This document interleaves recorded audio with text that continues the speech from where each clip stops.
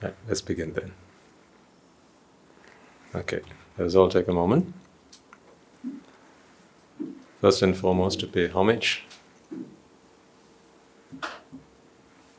to the most magnificent one, the Supreme Buddha, reminding ourselves that we are privileged to have this opportunity to work towards our salvation, to work towards a state of mind where we are free from suffering once and for all, thanks to his boundless compassion, his limitless sacrifice, his kindness towards all sentient beings. It is that we are here to celebrate. Let us also remind ourselves that we have taken upon ourselves a pledge of allegiance to the Buddha, the Dhamma, and the Sangha. As we know, these represent our refuge, our destination, and the path to that destination. Let us remind ourselves that that is what we are here, not just as devotees, not just as upasakas or upasikas, but as human beings on the surface of this earth. That is why we were born, that is why we shall live, and for that cause we shall die. With every ounce of energy in ourselves, with every beat of our heart, with every breath that we take. This is the purpose of our existence, to salvation for us and all. Let us take this moment to remind ourselves the profoundness of what we are here to achieve. Shall we bring our palms together then in veneration of his holy name as we chant the Namaskar.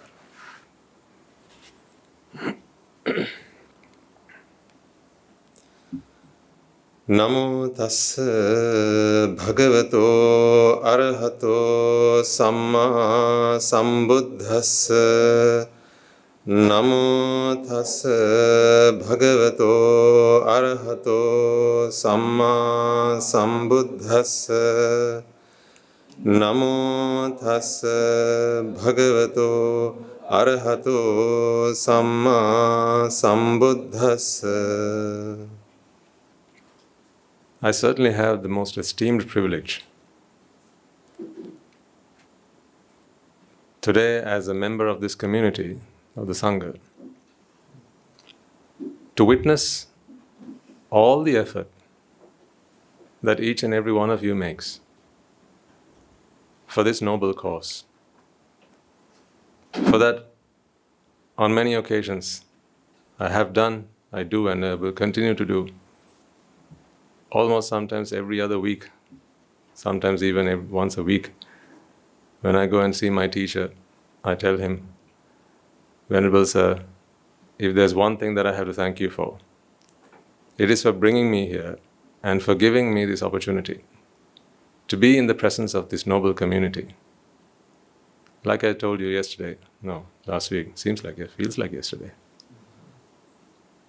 It is not that I am here to build this monastery up. I'm not here to make this monastery makes me. Everyone in this monastery is the monastery.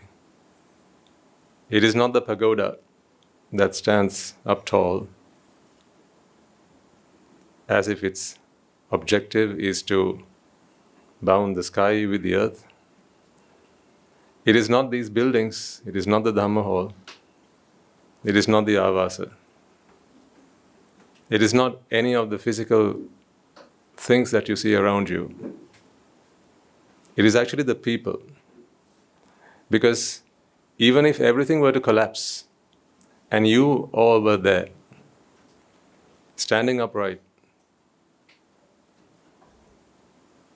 dedicated and committed to this cause, then within each and every one of you is a little monastery. Don't you feel it within yourselves? A little monastery? Whereabouts do you feel it? Yes, of course. Do you not feel it beating? Relentlessly? Aspiring with every beat to try and get yourselves to salvation? Courageous and brave in the midst of all adversity? It's not always easy, I get that. It's not meant to be. Nothing good is ever meant to be easy. If it were, everyone would be doing it, right? Why is it that most people do misdeeds? Why is it that most people misbehave? Why is it most people do unmeritorious deeds and very few actually do good deeds, the good things in life? It's because the good things are never easy. It's not meant to be. But if you actually think about this, the world is always in equilibrium. The world is always in a state of balance. It has always been, it is today, and it will always be. But Buddhas come and go. For every Buddha that comes, and a Buddha comes, you know how often? How often? Every weekend, right?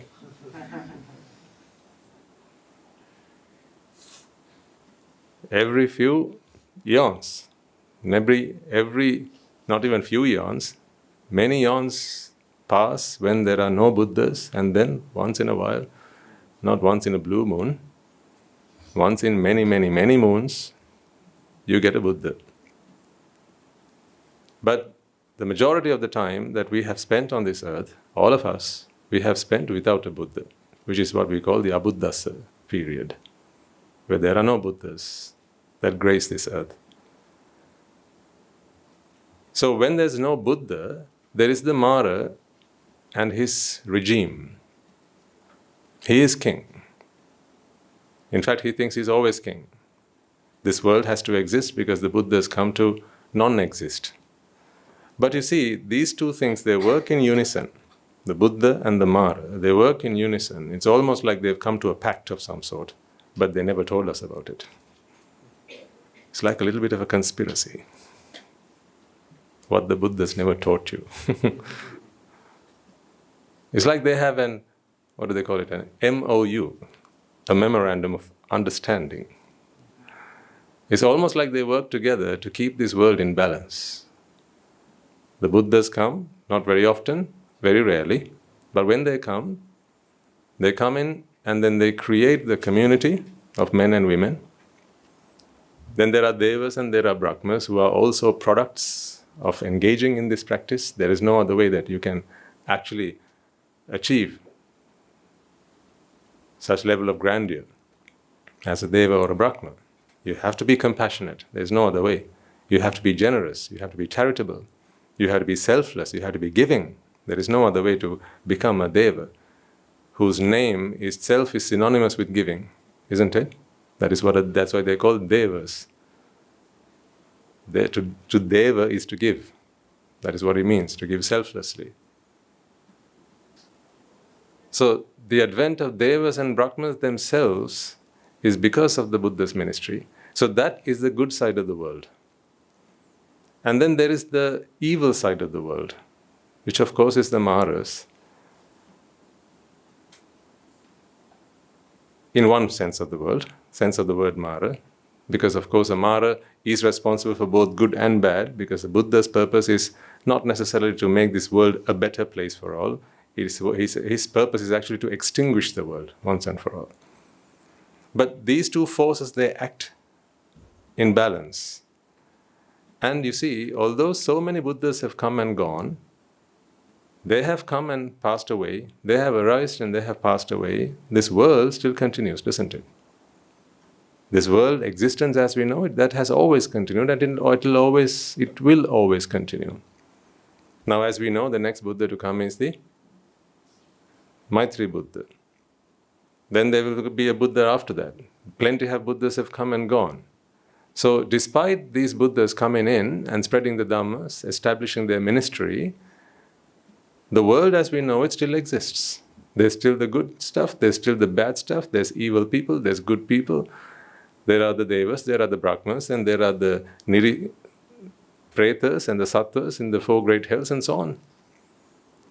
It's kind of like these two forces work together, the Buddha and the Mara, to keep this world in equilibrium.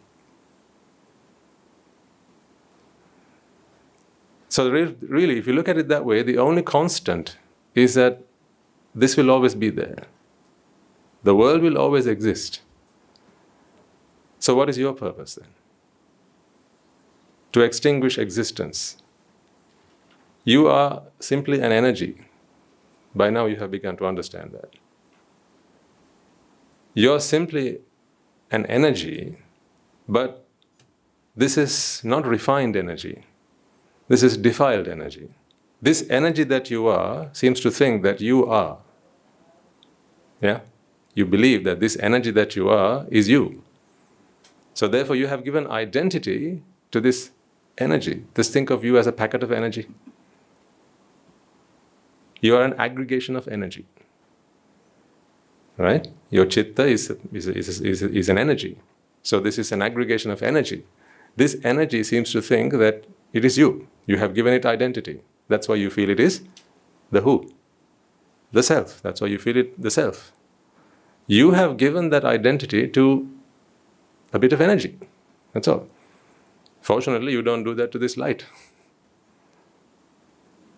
or movement, or the heat that you feel from the sun. You don't think that that is you, but that is also energy.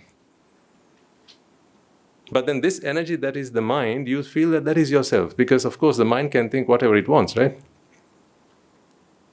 But fortunately you don't feel that you can give identity to light energy. You don't feel like you can give identity to wind energy or kinetic energy. You don't feel like you can give a label or an identity to, say, potential energy.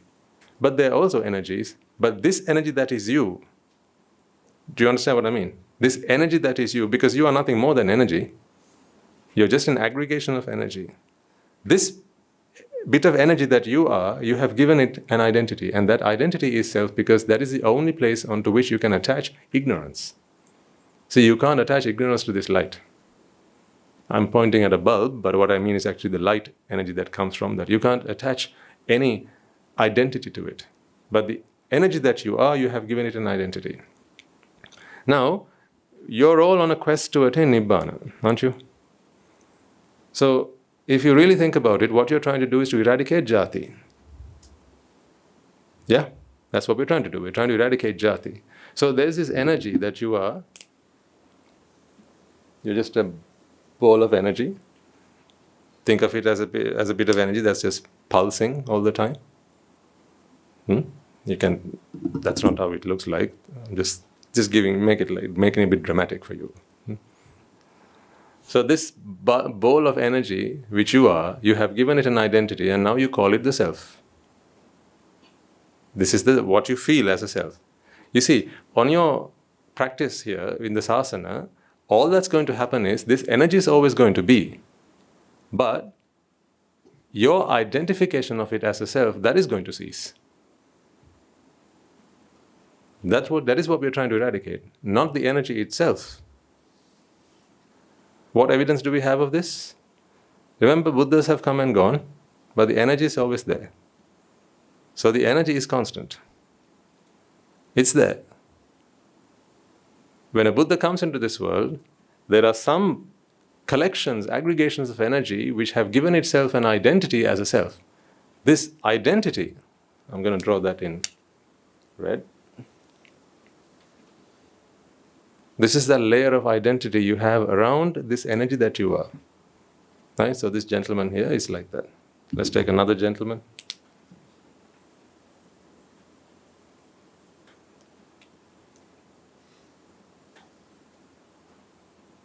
Let's take a lady as well.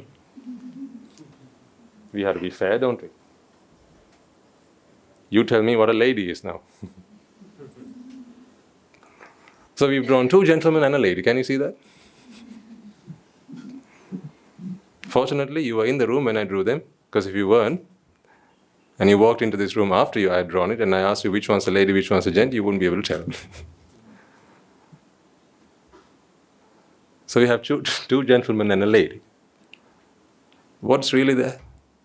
What's the absolute truth? There's just energy.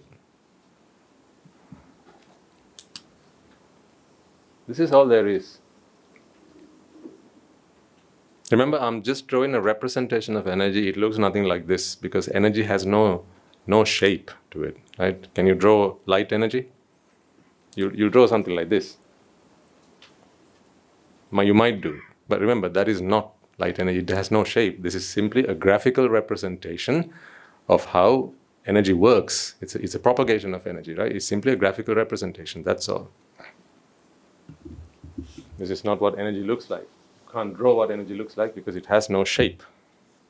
But you know that there is something inside you, don't you? Something that is not your physical form. You know that something's there inside you. This consciousness that you are. The ability, that's what energy is. It's the ability to do something. Don't you have the ability to do something special that, for instance, this cannot? Energy is nothing more than the ability to do something. That is what energy is. The ability to move we call kinetic energy. The ability to illuminate, there you go. That's called light energy. The energy to heat is called heat energy, and so on. Now, what do you feel that you can do that this cannot do? What is it that you can do that this cannot do? Think. Yes, absolutely. Isn't that an ability?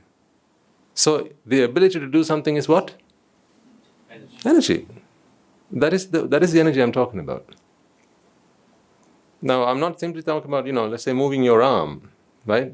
I'm talking about thinking about moving your arm. Because whether you had your arm or not, you can still think about it. Say one of your arms got amputated. You can still think of moving it, but you just won't move. Because this requires chemical energy. This is physical energy. So I'm not talking about moving up and down. I'm not talking about walking. I'm not talking about speaking. I'm not talking about jumping. I'm talking about thinking, pure thinking, consciousness. That is energy. But for some reason, you seem to give it an identity. What about the ability to give something an identity? What about that ability? Where does that come from? Have you seen this ever do that? If I break this in half, do you think it's going to weep? Do you think it's going to be afraid that I might break it? Why? Because it can't construe fear. Doesn't make sense. Fear doesn't make sense here. Grief doesn't make sense. Because these are all products of the power of thinking, isn't it? So we are putting you on the dissecting table, right? I'm slicing and dicing and chopping you up into fine pieces, and I'll give it back to you, don't you worry. You can take it back home with you when you go. But I want you to understand who you are. And then you will realize that you're you're sort of identifying yourself in a way that you are never meant to be. That is the problem. What is the problem? To be or not to be, right?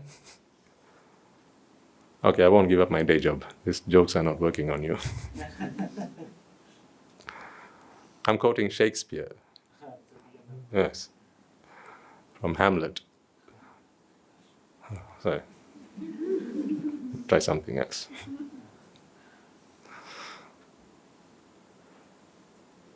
This is you. Are you prepared to accept that this is you? You may not feel this way. That's okay.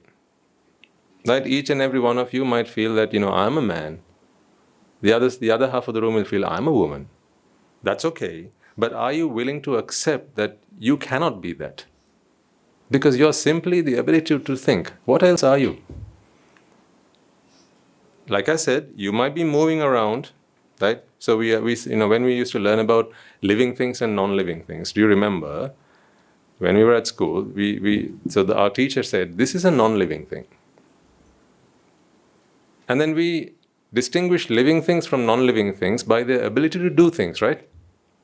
So he said, living things can breathe. Living things eat. They walk and they talk and so on. Living things can think. Non-living things cannot do any of those things. But this can write, can't it? Well, this can't write. Yeah? You can use it to write, but this can't write. I mean, it's not going to write for the next 100 years. It's just going to be like that. But what are you? What special ability have you got? It is the ability to think. So the movements that come after that comes after the ability to think, because you have to think to move first and then move. So we have the power to manipulate energy. So I was asking you the question, this is you, and then there's this shell around you. This shell separates you from these things, you see? So where has the ability to put this shell around itself come from? If consciousness or the ability to think is you, if that is you energy, then where does this come from? Ignorance. Yep. That is also the ability to think, isn't it? You can think out of ignorance, you can think out of wisdom, with or without ignorance. This is the only ability. So thinking is the only faculty that can happen with or without ignorance. It's the only faculty. Do you think light can work with or without ignorance? Do you think there's a right way and a wrong way for light to work? What do you think?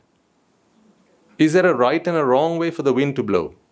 You might not like the fact that the wind is blowing against you because you're feeling too cold, or you might like the fact that it is because you're feeling warm and you feel the breeze. That is your personal preference. I'm not talking about that. I mean, objectively, is there a right way and a wrong way for the wind to blow? If there's an area of low pressure and there's air in an area of high pressure, then of course it's going to blow. That's what we call is wind. There's no right or wrong way for wind to work. Wind just works. Yeah, gravity. Do you think there's a right way and wrong way for gravity to work? No. But when it comes to thinking, there's a right way to think and there's a wrong way to think. The only ability that can be done right or wrong is the power of thought. See how much of a responsibility you have. Because you have great power. I want you to rethink yourselves. This is engineering again. We've done engineering, we've done civil engineering, we've done aircraft engineering, we've done computer engineering, we've done electrical engineering. Have you ever done engineering? This is what that is. We are re-engineering ourselves, our thought processes. That's where the whole thing went AWOL. This is where it went wrong. We have to re-engineer the way we think. So when you went to university, you studied about how buildings were made, and then you called yourselves a civil engineer.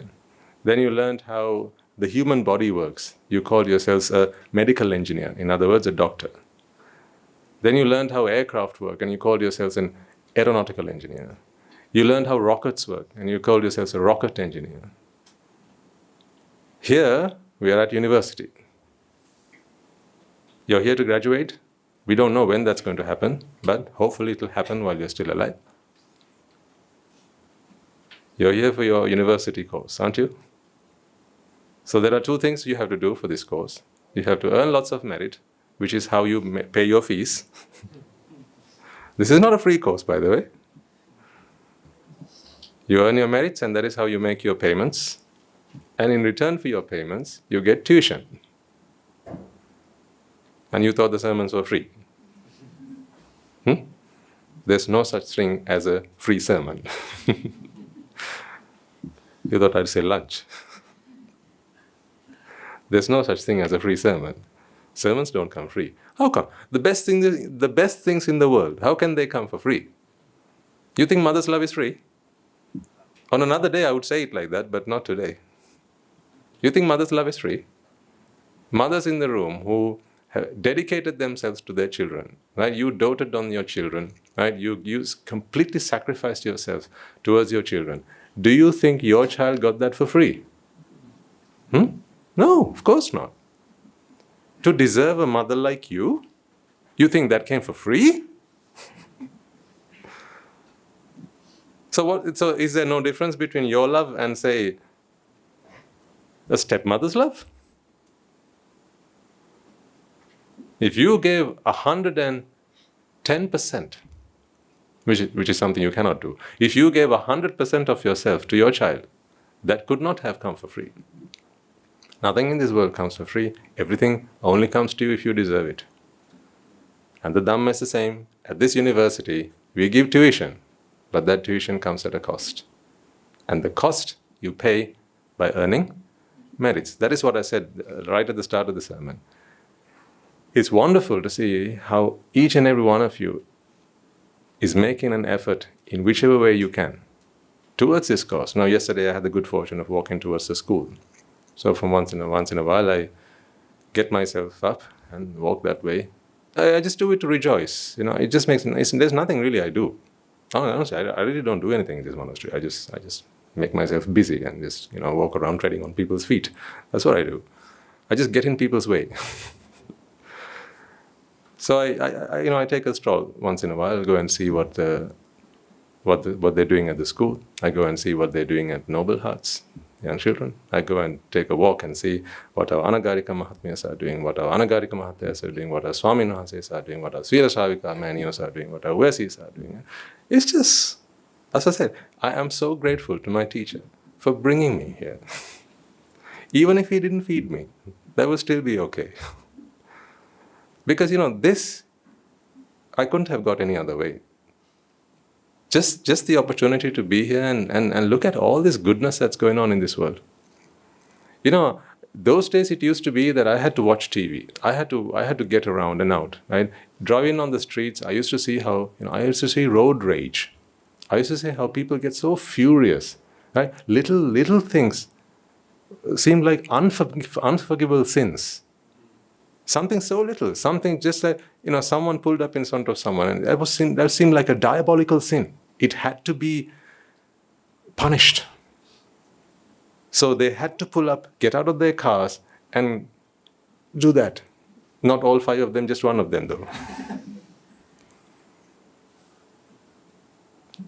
Oh, I've seen that plentiful, but ever since I walked in through these caves, no. There's no anger to be seen, no hatred to be seen, no jealousy to be seen. It's just love for mankind. That's why I so strongly believe that if there's ever paradise on this earth, then this has to be it. But once again, it is not the pagoda. We couldn't say this before, but now we have one, so we can say that, right? It's not the pagoda. It's not the Buddha shrine room. It's not the Dhamma hall. It's not the kitchen. It's not any of these things. It is the little monasteries that you have in each and every one of you. That's what it is. Once this becomes a monastery, once this becomes a monastery, this is going to look like this. This is a monastery. Your effort is to try and build the monastery within this. Still, it might just be a barren land, right? But you started construction work. Perhaps you are still laying down the foundations, some of you. Maybe you've started putting up the walls. Maybe some of you are now building the roof. You built the walls high up, now it's time to put the roof on. And the chimney. Maybe you're tiling the floors. Maybe you're doing the landscaping. Right? All the construction work is done, now it's just a bit of landscaping to do. Perhaps, you'll all be somewhere on this journey. Depends on how far you have built this monastery. This line will have begun to thin.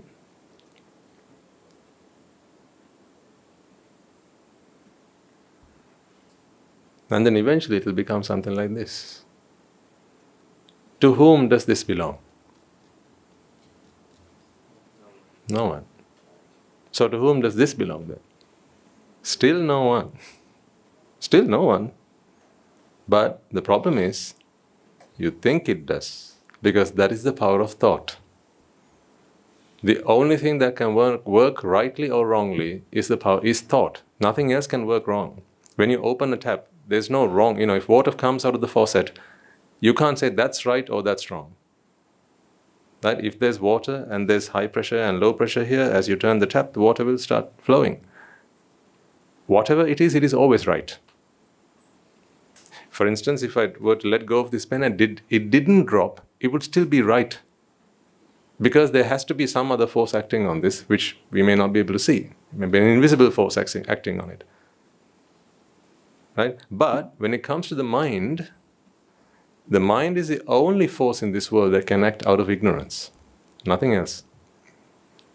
That's what I said, think of what responsibility that brings, because with great power comes great responsibility. You have the power of thought, ladies and gentlemen.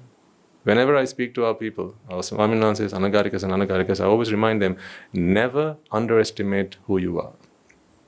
By who you are, what I actually mean is, never underestimate what you are. That's what I really mean. What are you actually? You are the power to change the world. That's what you are. You are the power to change the world, for the better or for worse. Trees cannot do that. The rivers cannot do that. The sun, the moon, and the stars, they cannot do that. Because they don't have the power to do that. They don't have a responsibility. They were just put there. And now they just serve their purpose, that's all. The sun, the sun cannot all of a sudden think, I'm spinning the wrong way. I should stop and start spinning the other way around. The sun cannot do that. The earth goes ground in its orbit. The earth can never think to itself and think, you know what? Once a year, maybe I should do it the other way around. The earth cannot do that because it has no power of consciousness. It cannot be aware. This is what consciousness is. It cannot be aware of what's going on. It cannot be aware of goodness or badness. But you can. And honestly, take this seriously, folks.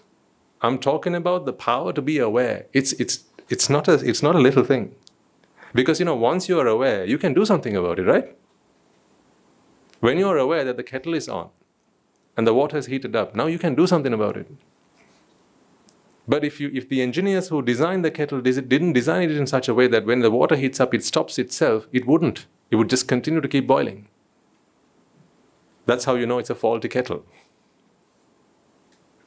When the water has all evaporated, but the kettle is still working. And then it's going to go up in flames. That's a faulty kettle, because a kettle can never be aware. Please don't underestimate the power of awareness, because it is what you are. You are aware. Some of you are mindfully aware. This is your sati. The power of mindful awareness. Not merely mindfulness, not merely awareness, but mindful awareness. People talk about mindfulness a lot of the time. People talk about awareness. Science will teach you about awareness, how we can be aware of things. Then they'll talk about mindfulness. It is often marketed, in the realms of Buddhism, mindfulness. But I speak of a different kind of awareness. I speak of mindfulness and awareness together, where you can be mindfully aware. So you're not simply aware, but you're aware with purpose. You are the power of thought. That is what you are. This is the power to illuminate. Energy is the power to do something. What are you? You are the power of thought. How about I ask you to stop defining yourselves by the name you give yourself and actually think of yourself as the power of thought? The power to be aware, the power to make a mindful choice about something, to choose to not turn clockwise but stop and turn anti-clockwise, if that is what is going to do good to the world. Does it sound like quantum Buddhism? I'm speaking of a philosophy here. I don't think this is the primary school where I need to teach you, don't kill. Please don't kill. Come on, that's not good. Don't steal. This is not primary school, is it? This is university. I like to think of this as university. This is where I come to stretch my intellectual arms, my intellectual muscles, and have some fun. I enjoy this audience. I hope you enjoy the speaker.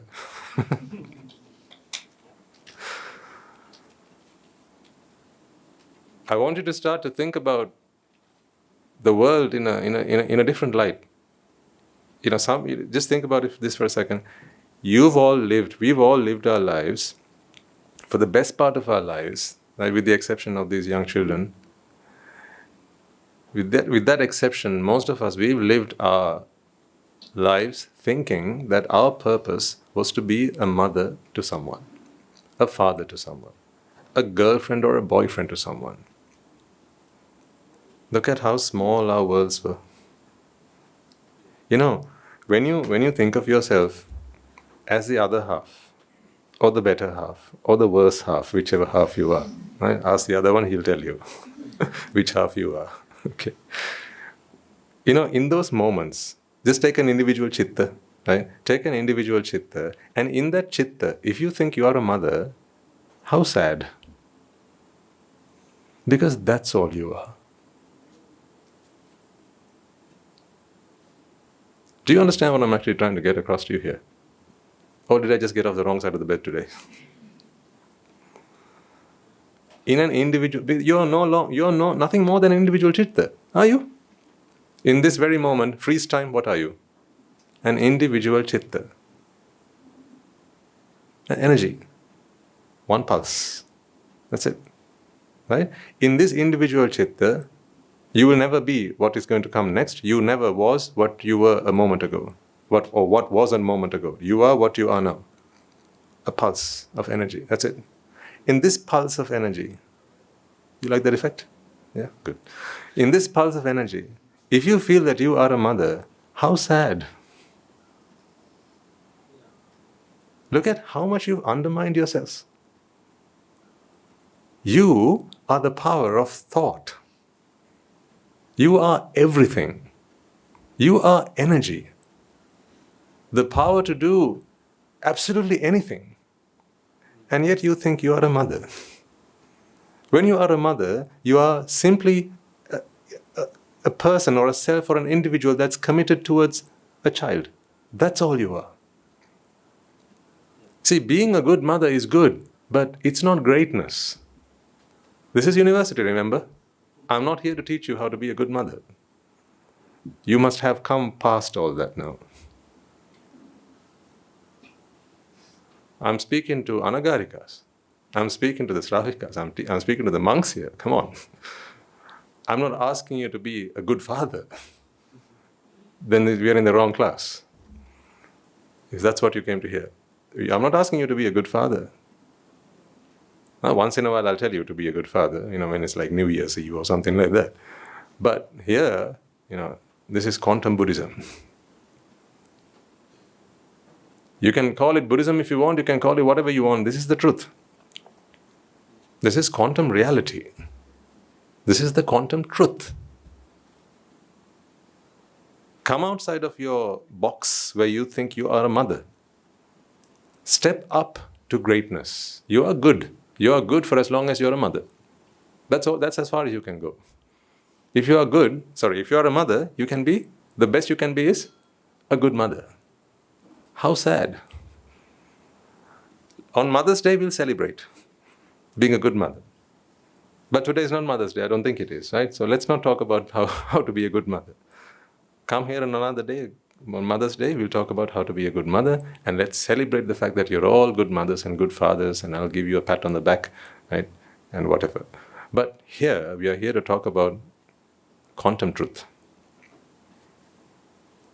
I want you to step outside this box that you have put yourselves in, where you think you are a good mother, because I say, how sad, how pitiful.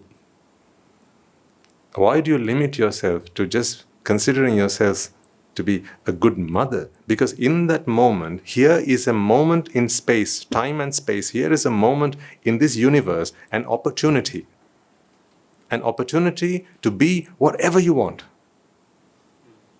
an opportunity to be everything, to be free, to be limitless, to be free, to experience liberation. But here you have put yourselves into this box and you are saying, I am a good mother. That's all you can be. If you are a mother, the best you can be is a good mother. If you are a father, the best you can be is a good father. If you are a doctor, the best you can be is a good doctor.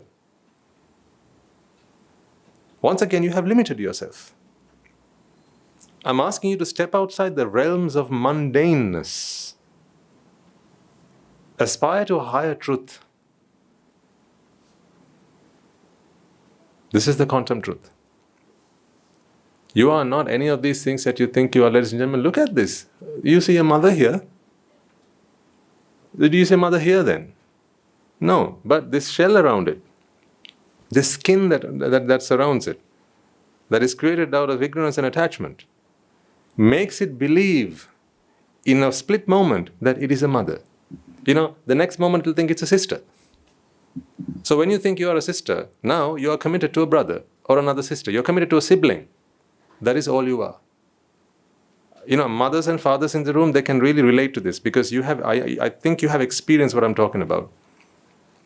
I have not been one, but I can imagine what it must be like because now I have understood how the mind works. When you think of yourself as a mother, in that moment, if you freeze time, there is nothing else in your world besides you and your child. Those are those special moments that you say, those moments I share with my child. Maybe the day you held your child in your arms. Maybe the day you gave up your child to noble hearts. Maybe the day that you cherished, your child's first birthday. Right? And you held that child. You have just elevated me to the status of mother. And you told yourselves, how lucky I am to be your mother. In that moment, that's all you could be. And here, we are talking about a citta that is limitless. When a citta could be infinitely limitless, you know what you did? You collapsed all that ability, all that potential down to just this one little thing in this world. A grain of sand in comparison to a mountain. You limited yourself to such a little thing, something so minuscule.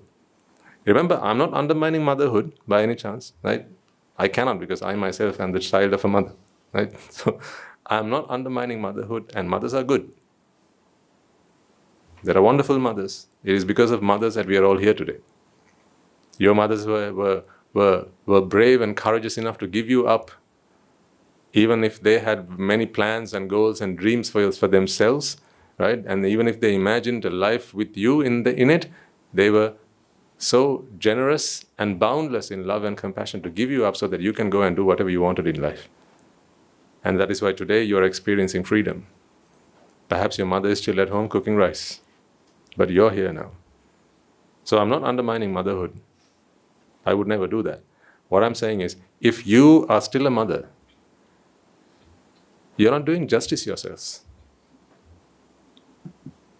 You're not doing justice to yourself.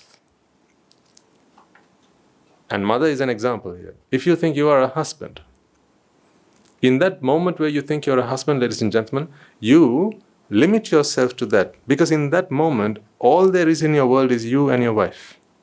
If you are a wife, then in that moment, I'm talking about an individual citta here. In that moment, all you have there, if you are a wife, you and your husband, that's all. But we are talking about a limitless citta which has potential for limitless compassion. See, the difference between you and an Arahatan, Mahanse, is an Arahatan Mahanse doesn't even think that he's a Arahatan Mahanse. He doesn't segregate himself. He doesn't limit himself because he's limitless. Because he is a pure citta. Do you see the limit that goes on? This is the boundary. This is the boundary to which it can pulse. It can't pulse outside of this. It can't reach beyond this. It is bound by the ignorance and attachment. This is as far as it can go, because that is the wrapper that you have put around it. Do try to come out of it for your sake, for the sake of everyone around you, for the sake of mankind, for the sake of humanity. Ultimately, I'm just talking about you anyway. I don't know whether I'm speaking at a level that is at odds with whatever ways in which you think about the world. But I think there may be at least a few people who can understand what I'm trying to say here. I see you in a very different light. Sitting down here, as I look upon you, not look upon you, that doesn't sound right. When I look at you, as I look at you, I can see infinite potential. That's what I can see. And then I ask you, who are you, madam? Swamin answer, I'm a wife. And then I go, what a pity. Because that is not how I see you. I see you as a free citta. How far can it reach? Limitless. How much can it have within itself? How much compassion? How much room can it have for others and for everyone? Limitless. But when you are a wife, only you and your husband. When you are a mother, only you and your child. See, this is why when you are a mother, you always give first preference to your child. See how the world is at a disadvantage whenever you feel that you are a mother to a certain child? The world is at a loss. You are a citta. Who does this belong to? A child? Think about this. If you are a citta, if you are simply energy, who does that energy belong to? Who does it belong to? Nature. Nature, exactly. It belongs to all. So if something belongs to everyone, it doesn't belong to anybody, right? Who does the air belong to? Exactly. It belongs to everybody, meaning it doesn't belong to anybody. Who does light belong? Who does the sun belong to? The sun god. The sun belongs to everybody, meaning it doesn't belong to anybody. That's why we are all at liberty to use it as we wish. There's no one who's going to come and tell you, no, don't you stand that much outside in the sun. Because you're not allowed to do that. No, the sun is there. It's there for all of us. In the same way, how about you start thinking of yourself, this power that you are, this energy that you are, in the same manner. Think of yourself as a sun for a second. This sun, not the selfish kind, the boundless kind, the limitless kind. That's what I see in you. That's why I speak to you in this manner. To elevate you up to a level that you may not have even imagined yet. I always tell you, you and I, we have the same potential. You and I, we have the same potential because we are all energies. This energy that we have, this energy that comes through the wire, okay, that is what we call electrical energy. That electrical energy, it can do absolutely anything. It can turn a fan. It can light up a bulb. It can heat up the cooker, can't it? It can make the wheels of your car go round. It can do absolutely anything. Use it for whatever, it will do that purpose. The electricity that comes through your wire does not come and say, hey, I'm just here to light the bulbs, not here for anything else. It doesn't say that. It's not like when you pay your electricity bill, you pay some for the light, some for the heat, some for the water heater. You don't do that, do you? You just pay one electricity bill at the end of the month. Because electricity is there to be used for absolutely anything. It does not come saying, I want this, I want that, I want the other. No preferences. Therefore, it is limitless. Limitless in purpose. Limitless in potential. It's versatile. Can be used for absolutely anything. How about you? I ask you, how about you? I'm a bhikkhu. Use me for anything. Are you a mother? Are you a mother to your son? Then you cannot be used for absolutely anything. You can be used to serve your son, or at least who you think is your son. That is all you can be used for in that moment. In that moment, your potential is so limited that you become a very small part of this world. When you have the power to be all, that is God. I don't want to bring God into this conversation because that will confuse the heck out of you. Let's leave him out for a second. But that is God. Leave that out. But that is God. You know what they say, God is everywhere, right? Yeah? If you take out this wrapper, you are everywhere.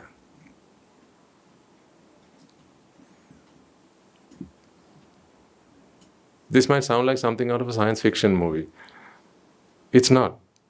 I'm sharing with you the truth I feel about this world.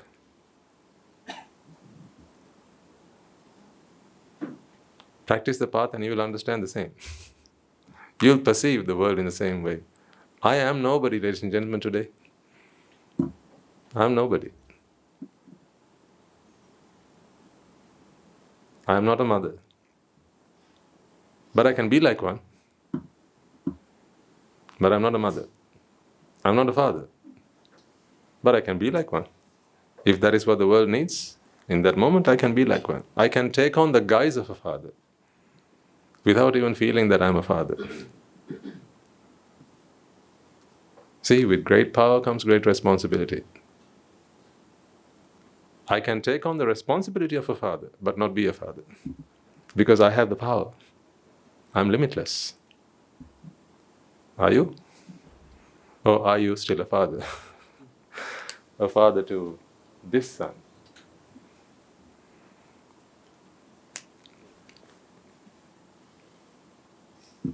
Are you a father to a son? Or are you simply the responsibility to a son?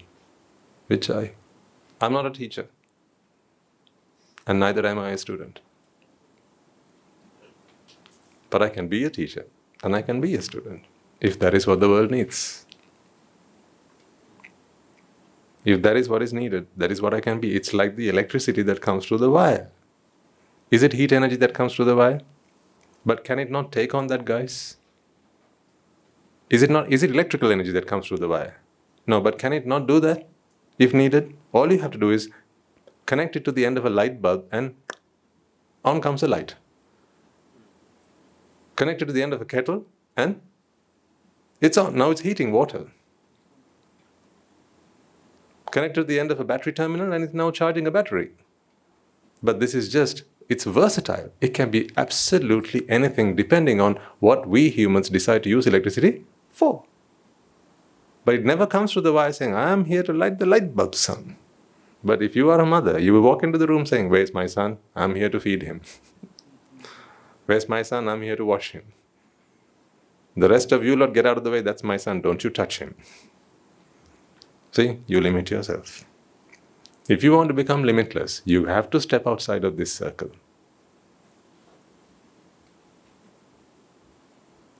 I don't know if this is making sense. It makes sense to me, so I'll just continue, okay? If it doesn't right now, just record it and leave it. Someday listen to it and it'll make sense. When you're ready to hear it. Once again, that is not meant to undermine anyone. Oh, I respect you all a lot. Because as I said, you are a wonderful audience for me to speak to. Not every audience can I speak like this because it will not make any sense at all. This will sound like Greek. But I know in the audience somewhere, there has to be at least someone who can understand this. Maybe all of you can. In fact, maybe people here, some of you understand it more profoundly than the sense in which I relay this. Perhaps that is even true. But I want you to start thinking of yourselves as this. What are you? The power to be anything you want to be. That is what you are. You are the power of thought. Think and you are. That's it. Isn't it? If you want to be a pen, what should you do? Don't you remember when you used to do stage drama? That's cool. Yes. When you wanted to be an elephant, what did you have to do? Think. Can't you think of yourself as an elephant right now? You can. Don't, but you can. Right? And then one arm comes forward, the other arm goes underneath that. Right? And there's your trunk. Now you're an elephant. Remember when you had to do when you played you had Playhouse? Yeah? And you had your cutlery, you had your utensils, you cooked. There was nothing in it though, but you cooked. Then you were a mother. Then you had your teddy bears. They were the children. And then you cooked and you gave it. You fed them. You served them into their plates and you offered it to the children. Right? In that moment, you were that. Because think and you are. Think and you are. It's like a magic wand. Abracadabra. And you are. We are talking about the power of thought, folks. The power of thought. The power of thought is limitless. It's boundless. A thought can do absolutely anything. A thought can levitate you. A thought can do that. A thought can make you vanish. You can change the elements. The power of thought. It is a thought that can have supernatural powers. Irdi. With the power of thought you can levitate. With the power of thought you can go underwater.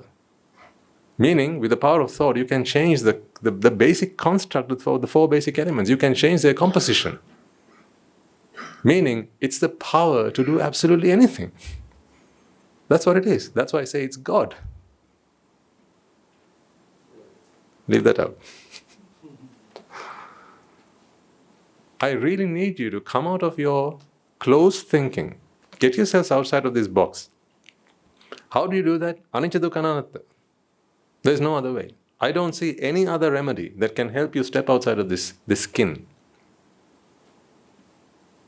This is a disguise.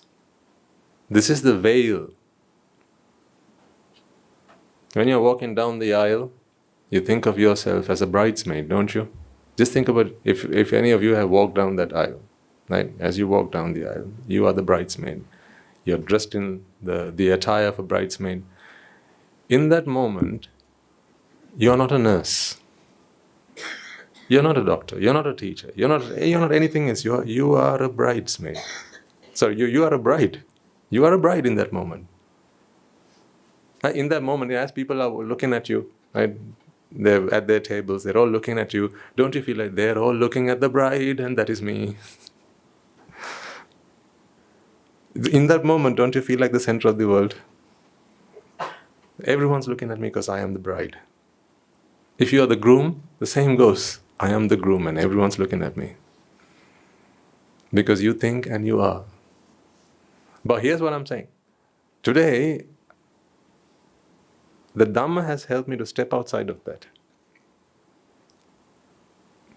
I can be a groom if you want me to be. No imitations, please. But without being one, I can be one. I can take on the guise of a groom.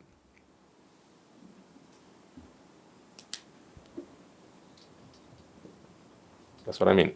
I can take on the guise of a groom without thinking that I am one. But I remember I was a groom once and I thought I was one.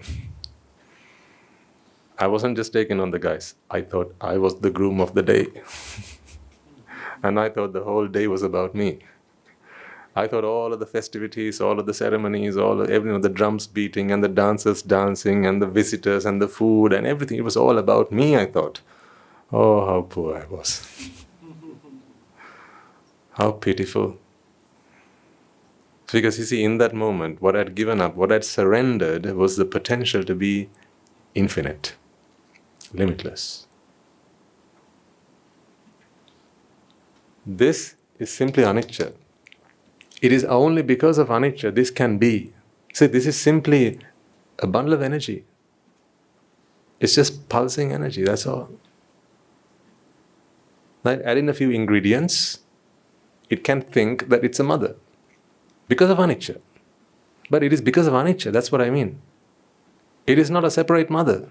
It's simply because of the ingredients that went into making it. That's all. A cake is cake only because of the ingredients that went into making one. Why else is it cake? Isn't that why you can ask the question, how do you make a cake? Please think about this. Isn't that why you can ask the question, how do you make a cake? Because what is cake after all? Yeah, It's just the ingredients put into it in the right composition. Put it in the oven for a little while, beat it for a little while, right? Do whatever you have to do, knead the flour for a little while, and that is the cake. The cake is merely the aggregation of the various parts that make it. Each part contributes something. Each cause contributes something. You need some causes, you need some conditions. As the two of them come together, now you have the effect of a cake. If that is not anicca, what is? And if something is a product of anicca, then it cannot be a separate entity, can it? It cannot be something you can separate from everything else, because it's merely kept up by the forces that keep it there. It's not a separate thing. This pen is only up here because of the energy that is constantly being fed. It's not an in-the-air pen, is it? Yeah. Do you understand what I'm saying, folks? This is not a pen in the air. Where is it now? If it's a pen in the air, is this an in-the-air pen? Not India pen. In the air. Is this an in-the-air? Is this an in-the-air pen? Is it? If it's an in-the-air pen, what should be? Even if I take my hand off, it should be in the air. But is it? No, it's not an in-the-air pen. Then it's not an anatta. It's not an atta in-the-air pen. There is no separate entity of an in-the-air pen. This is simply the product of causes, and there are conditions. Causes and conditions manifest this effect of it being in the air, but that's all it is. It's not independently in the air, it's dependent. This dependence originates because of causes.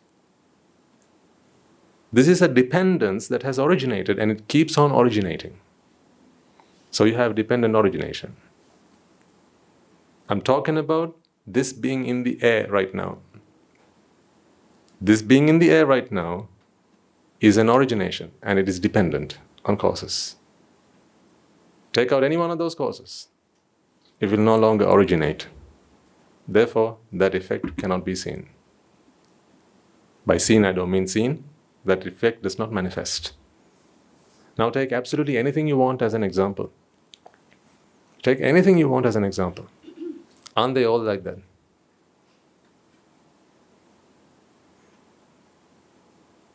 Look at the ceiling. Do you think this is a in-the-air ceiling?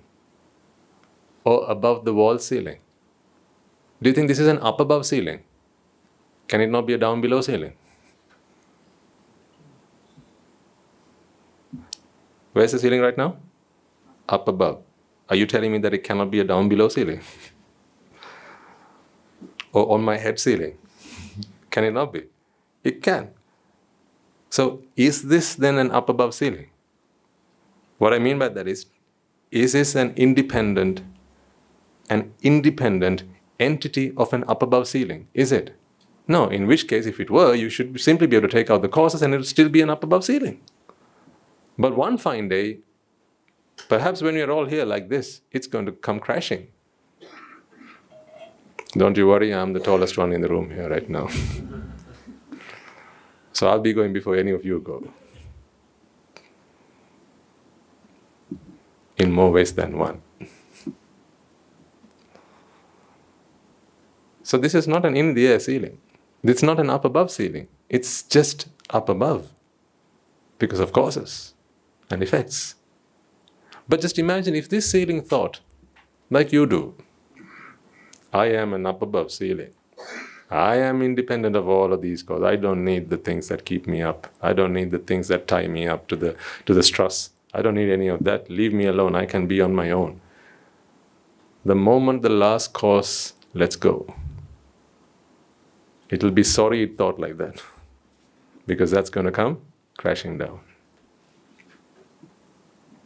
See, is there any state in this entire world that you can think of, any state in this area, be that physical or mental, or any other way, right? Is there any state in this world, ladies and gentlemen, that you can think of that is independent? Any state that is independent? So is there any state then that is not the subject of anicca? causal, conditioned.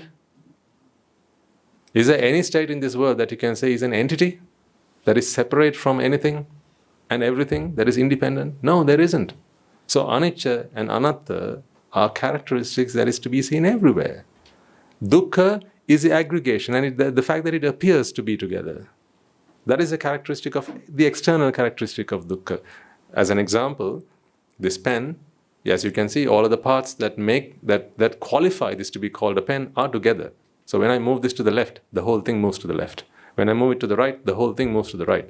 Because by nature, all of these causes, they seem to appear to be together. You understand what I'm saying? The paddle, the nib, the cap, the lid, all of these things, they are together. Again, all because of individual causes and effects, right? The reason that this is here is not the same reason that this is here. The barrel is here next to the pen, next to the lid or the cap, and the cap is here next to the barrel. Each of them have causes. That's why you can do this. These causes are separated to these causes. See? And you can then put them back. But these causes are separated to these causes. But there are how many causes that keep it like this? Give me a count, a rough estimate, an approximation. A rough estimate of the number of causes. If you could do that, you'd be a Buddha. That is impossible. It is not down to us to work out all the causes. That's not down to us. Science tries to make an approximation. Science tries to understand why things are the way they are. Yeah, it helps us to figure out some of the causes that we can manipulate. That's what science does. But there are plenty of causes that we cannot manipulate. If the sun is too hot, you can take shelter. Can you switch off the sun? Maybe turn the thermostat a little bit? That you cannot do because science does not show you how, because it is not within our reach.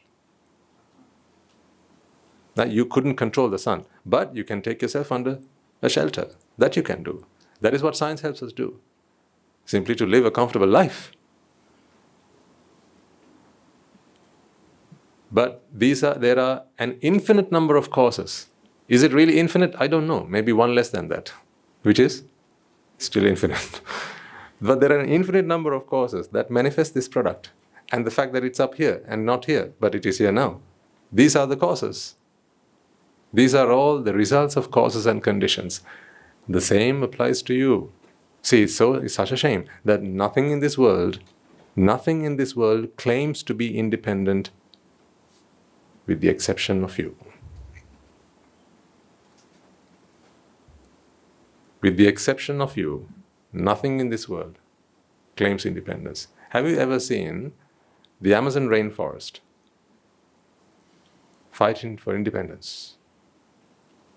Have you seen the lions, the tigers, the bears in the jungles fighting for independence? Right? This is the jungle.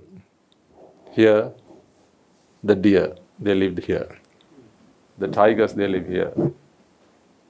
But they roam. They also roam. They're hoping that they'd never bump into these people. These things think that one day they hope to bump into the others so they can feed. Right? And then there are the lions, there are the bears, there are the antelope, there are the giraffes and so on. But they never fight for independence. They don't say, this land, it has to be ours.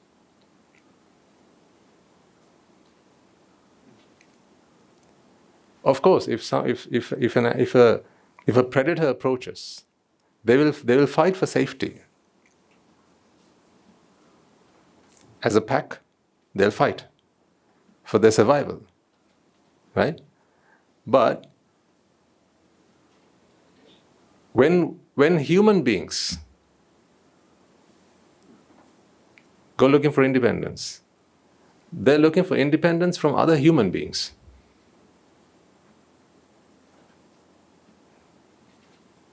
It's very ironical.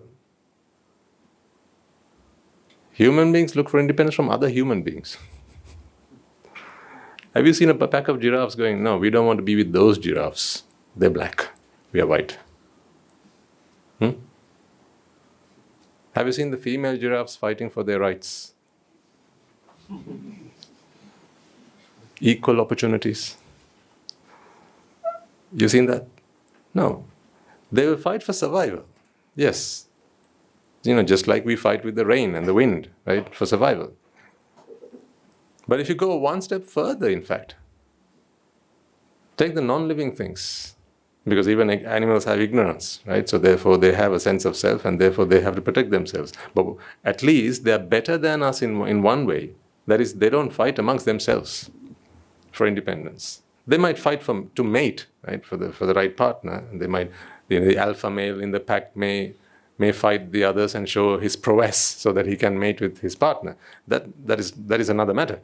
But amongst themselves, they don't fight. They get along. In fact, the more the merrier, because it gives them safety in numbers. But human beings are not like that.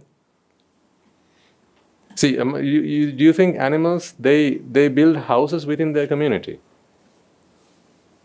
Like, this is one den, this is the other den, this is the other den. And they make sure that those dens are built and they have a door in front of it so that no one can come in.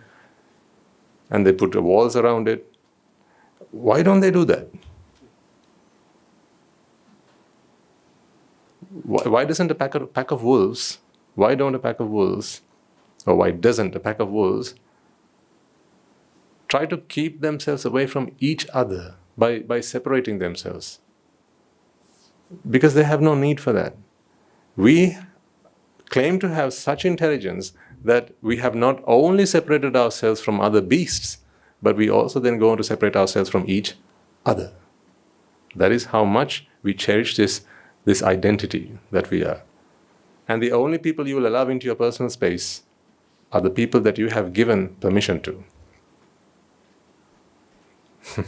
So therefore, your family, they can walk into my personal space, but nobody else.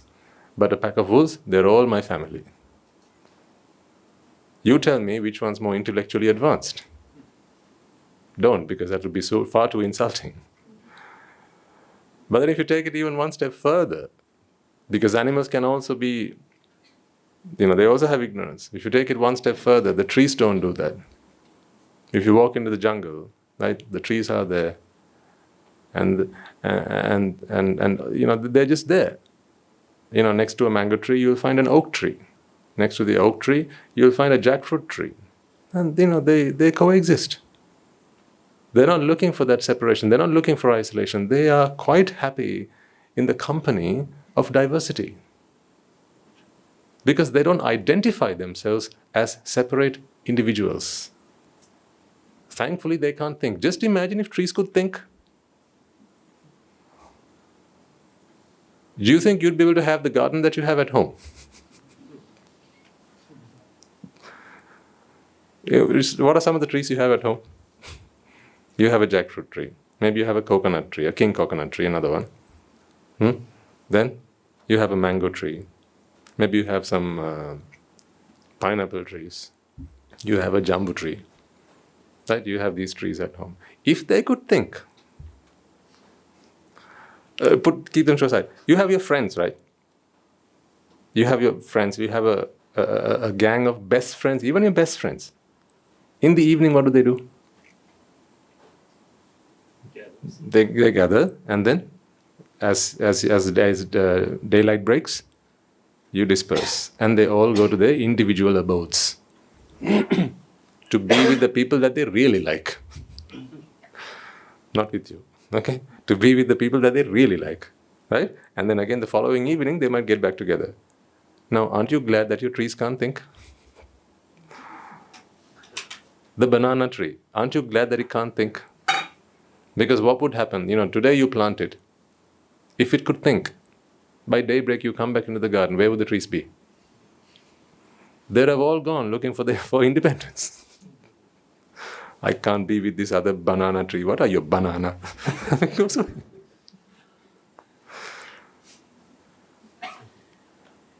They would.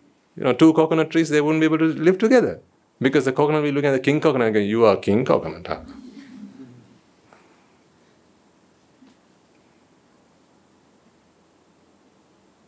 Conflict. Because they identify a self. They would, if they had ignorance and attachment. They would identify a self, they would identify uniqueness.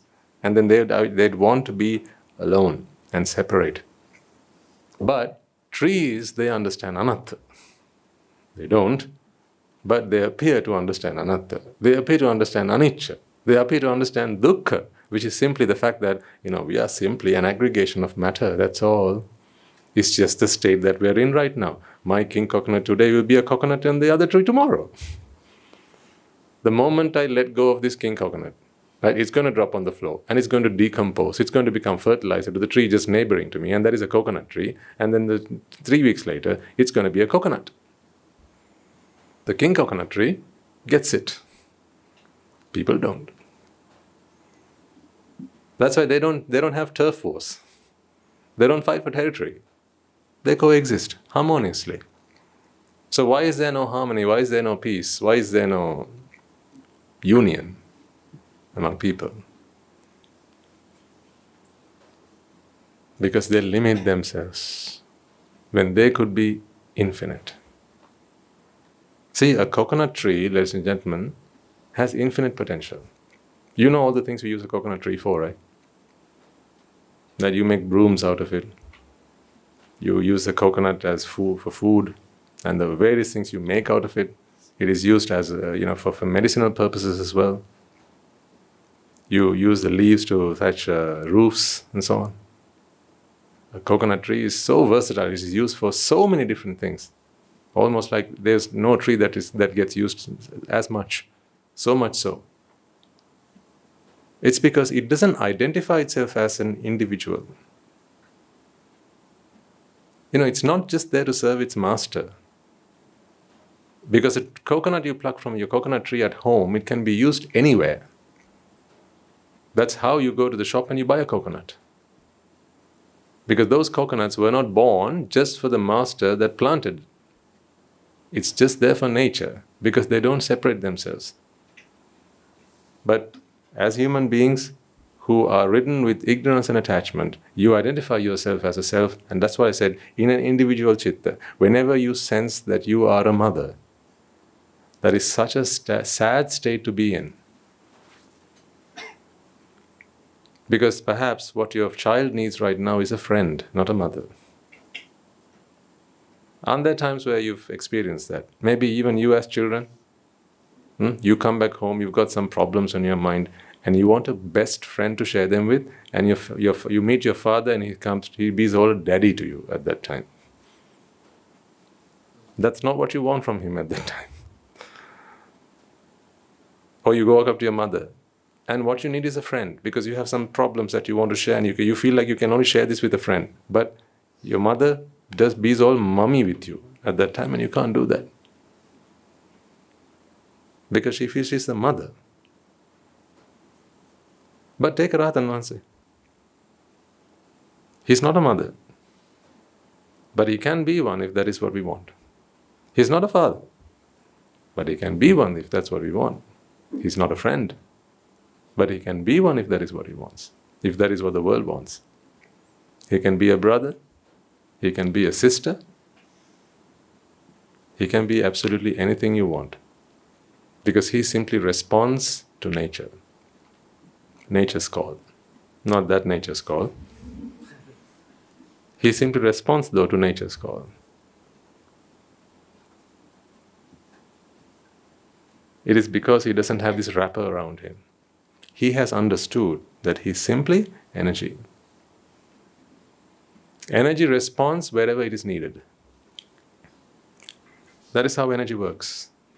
It just responds wherever it's needed. It makes itself usable wherever it's needed. So I want all of you to start thinking, at least start thinking, ladies and gentlemen, that you can aspire to this. Here's the first benefit out of this way of thinking. The first benefit is not to everybody else. Who is it to? It's for you. The first benefit of this, the first advantage comes to you because you are free of suffering. When you put yourself around this shell, now if anything comes to you that is a threat, you feel threatened. Answer this question for me. When you are a mother, and someone comes and takes the thing that makes you feel that you are a mother away, what do?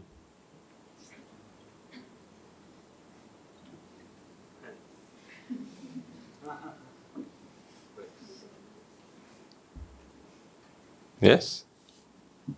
Mothers?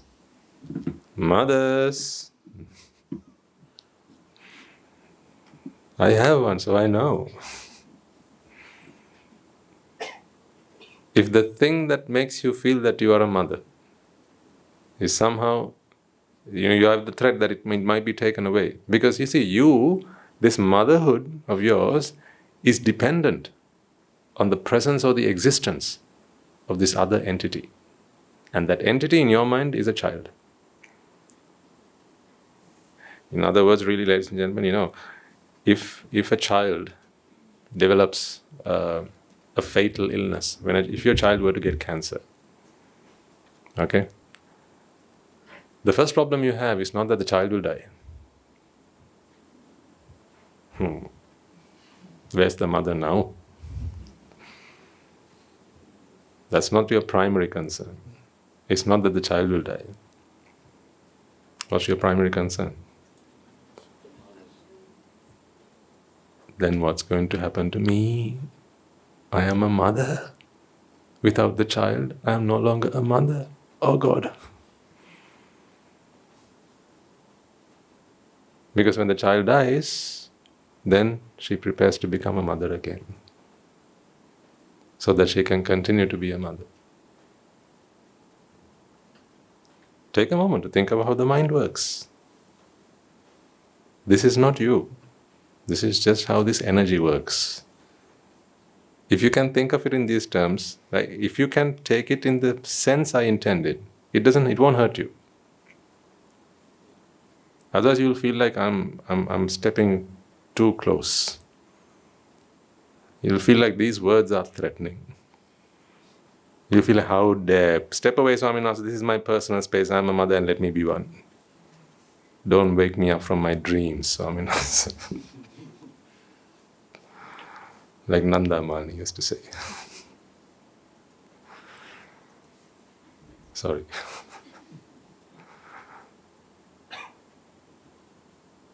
But think about it. If your child is threatened, and the threat of death falls on your child, the first concern that you have is, I'm going to lose my status as a mother. Otherwise, why do sometimes parents, they hesitate to give up their children? To the sasana, let's say. Why do parents hesitate to give up their children to the sasana? Because without the child, how do I know, how can I be a mother?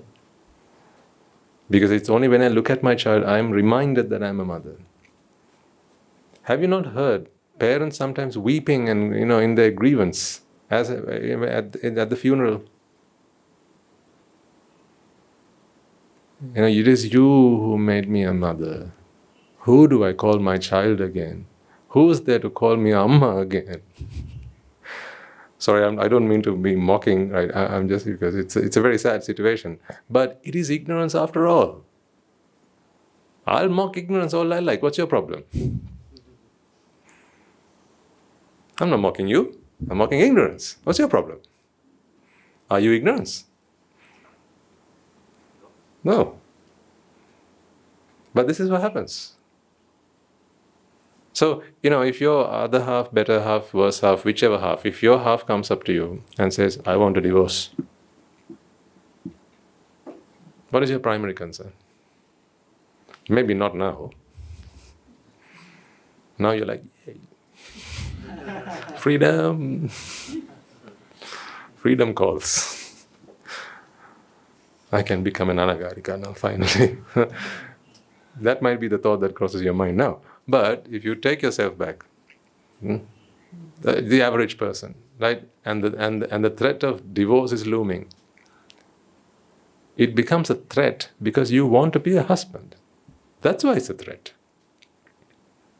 That's why a person who wants to walk away from the relationship because he wants to get into another, for him it's not a threat, is it? And then if the other party comes and asks, I want to divorce, and you're like, wow, I thought you'd never ask. To what do I owe this honor? Because that's when you want to separate. You no longer want to be referred to as husband because you want to be a free man. Just think about it. Say there's, you got married. Initially, say it was a not a prepared marriage. What do you call them? Arranged marriage. Say it was an arranged marriage, right? You just got married for convenience, okay? And you're living together, but you don't have you don't have feelings for each other. You're living together, and then one fine day you see this girl, and you're like, wow, that's the woman I wanted. Now you want freedom, but she's only available if you are free. So now you don't want yourselves to be referred to, or to feel yourself as a husband who is trapped into this relationship. What you want is to be free so you can go and get into this other relationship, a new relationship. So when you want that new relationship, now you're looking for freedom. So now, in this self of yours, you now value freedom. You value freedom. Or I'll give you a more perhaps relatable example. There are times where we've had, on some occasions, young people who walk up to us and say, Swaminathan, I got to hear your Dhamma, your sermons 2 weeks ago. 3 weeks ago I got married, Swaminathan. If only I'd heard this 4 weeks ago, I'd be here. But now I'm a married man. Because of Dhamma, it's the power of thought. Now the mind wants freedom. But previously the mind wanted a partner. So what happens when the other half comes up with the proposal of divorce, or the other half passes away? Then the primary concern that you have is, my husbandness is now in tatters. I want to feel myself as a husband. Oh God, now how do I do that? So, for the wives in the room, for the husbands in the room, right? I need you to understand this stuff. Understand it so that your commitments that you make to your other half, make those commitments and all that, it's all good and well. But remember, today is not Good Wife's Day. Like today is not Mother's Day. Yeah, so today is not the Good Husband's Day. Today is, we are talking about quantum truth. Right? So because you're talking about quantum truth, I need you to recognize the fact that your other half wants you to be with them so that they can feel that they are a husband or a wife. You're there to satisfy their ego. That is why they enjoy your presence, primarily. After that, it's the sights and the sounds and the smells and the taste and the touch that you give them.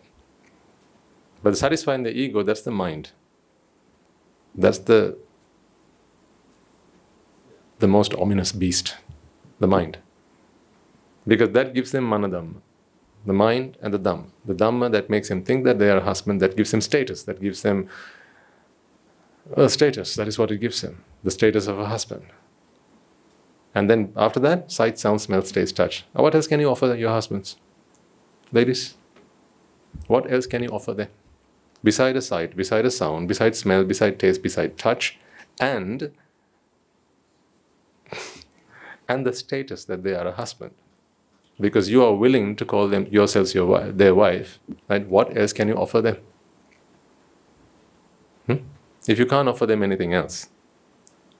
So let me ask the husbands also. Equal opportunities. You have to balance this out. Right? Husbands, what can you offer your wives? Besides sight, sound, smell, taste and touch. And the feeling that they are a husband or the feeling that they're a wife. It's only a feeling. It's only a feeling. It's only a perception. Nothing more than that. Remember, they only exist in that citta. When they are with their best friends, do they even remember you? Come on, wives.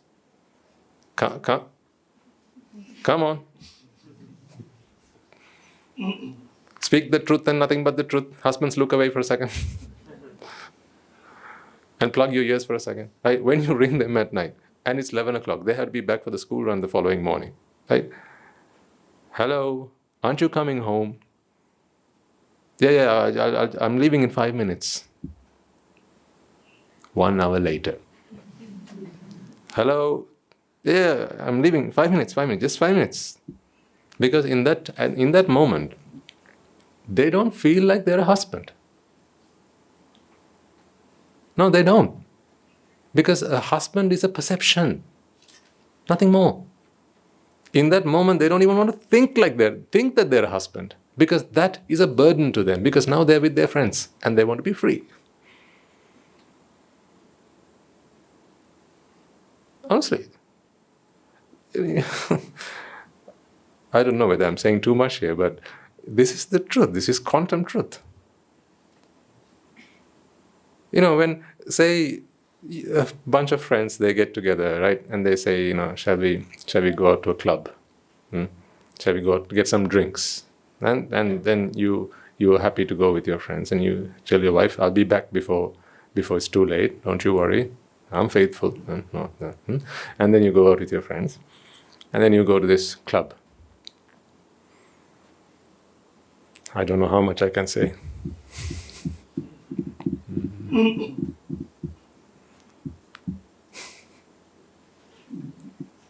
Did you get that? I said it.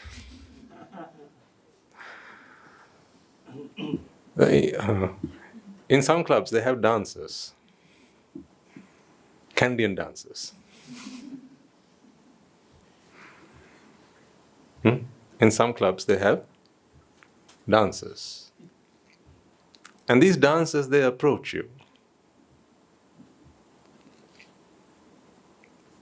Don't think I'm just making some lewd jokes with you.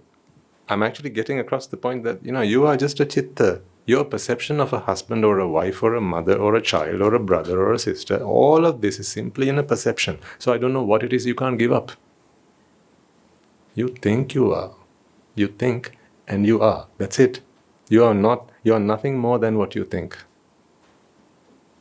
In reality, you are just infinite and limitless energy that has the capacity to do absolutely anything you want. But at this club, there's the dancer that approaches you. And then you think to yourself, if only I was a free man, I'd dance.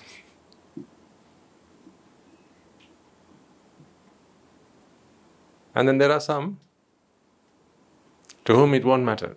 They have no scruples. Unscrupulous. Then they'll choose to ignore very conveniently the fact that they are a husband. They will choose to conveniently ignore the fact that they have to be, any physical contact is only with their other half. Provided no one finds out. Then they'll take an oath they'll take a pledge. They'll get their friends to swear.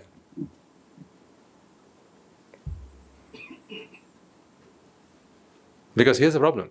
If the wife finds out, now what's going to happen? Well, she's going to be heartbroken. That's the problem? That's the problem? No, what's the primary concern again? Yes, what if the wife decides to leave? That is the primary concern. If the wife decides to leave because she feels that the husband is unfaithful, because that relationship is bound by the terms and conditions of that relationship, one of which is you have to be faithful to me. Meaning, it's a relationship that expects, of course they're going to leave. Because an expectation is not fulfilled. A relationship can only last for as long as expectations are fulfilled. We've talked about this countless times, haven't we? You have a shopping list of things you want from the other half.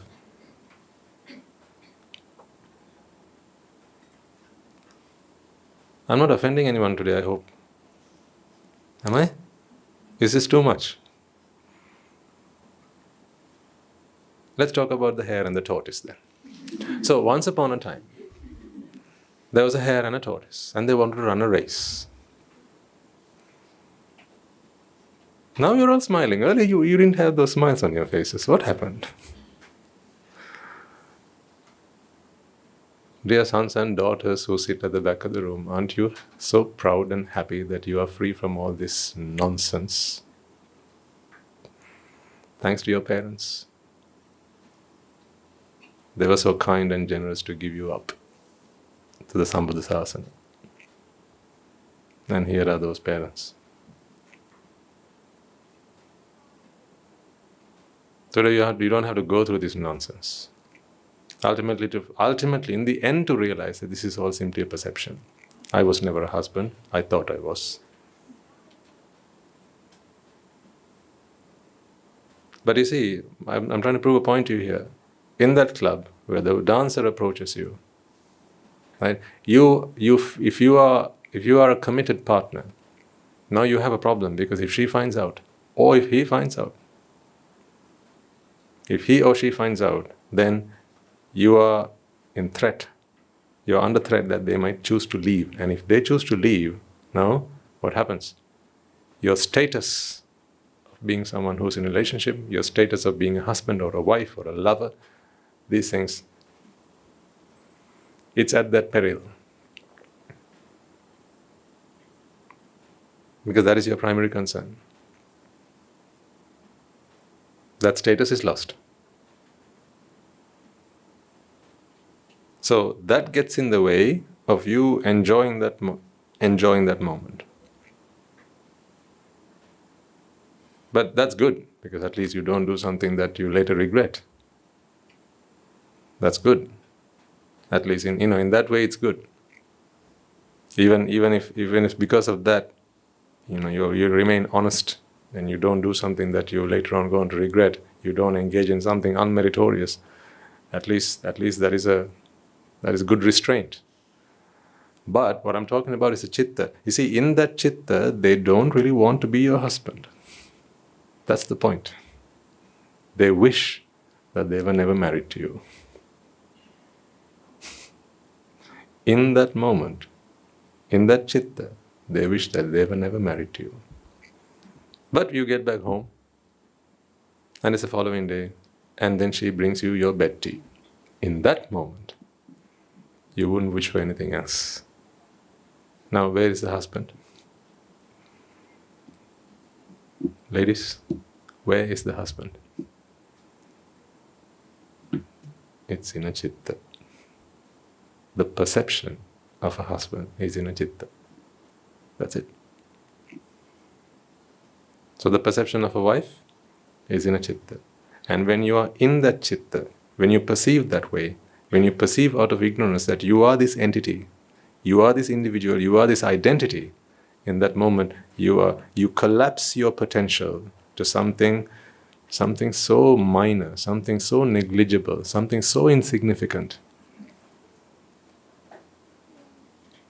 that you no longer feel like you are part of nature. And then of course you have fear.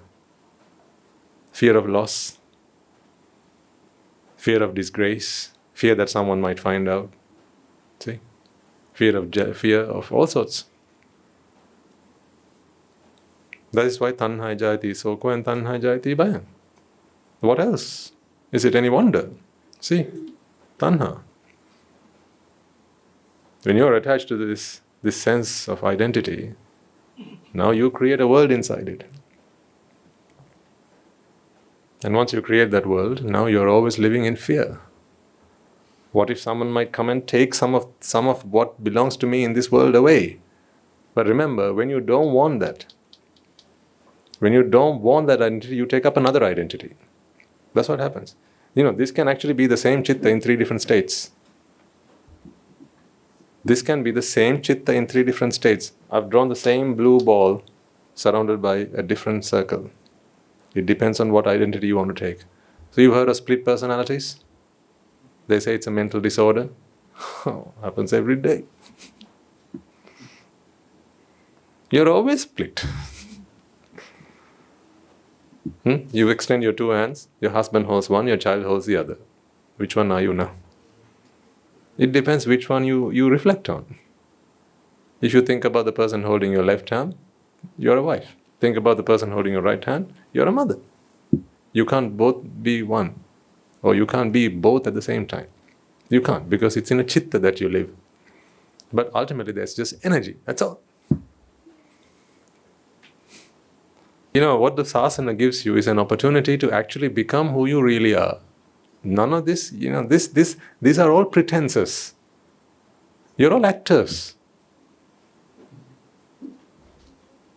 Cut it out. Identify the real you. Just be yourself for once. Cut it out. Cut out this nonsense. This acting.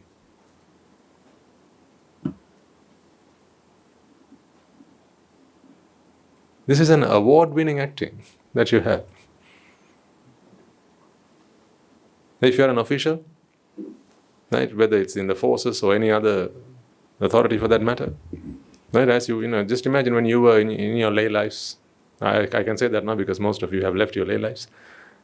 And when you were in your lay lives and you were the senior person in the office and you walked into the room, what did you expect everyone else to do?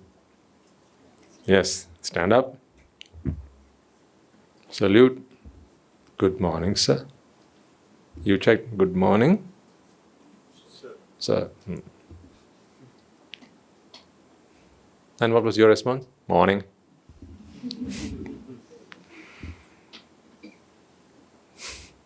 Because you were sir, right? So these were your subordinates. See? How do you know that that person is not a Sotapanna? But they're my subordinates. I am the boss. So they have to say good morning, sir. But I can get away with simply by saying morning. Or, that's enough as well, isn't it? Good morning, sir.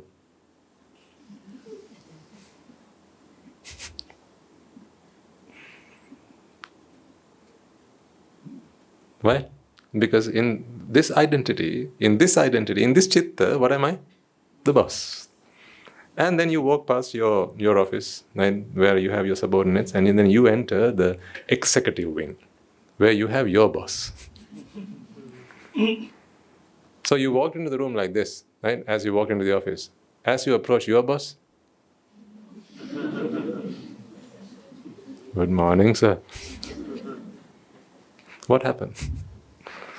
You stepped out of this shell into another. It's like changing clothes, isn't it?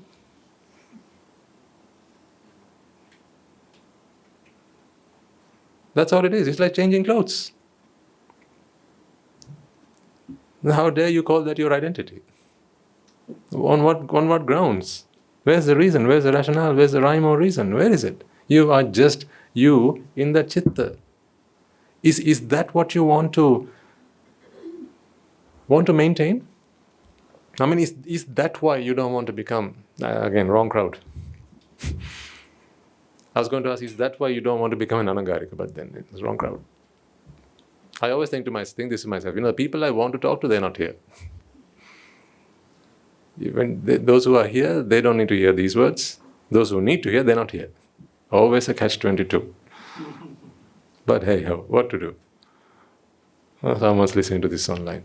Right? So is that why you can't let go of this mundane life and come into this noble livelihood, this noble monastic livelihood? Is that why? Where here we are nobodies. I am not a senior monk. But I can take on the guise of one, if that is what is needed from me. That's all I am. I can pretend to be one. But I am not, internally, I am not a senior monk. I'm just a nobody.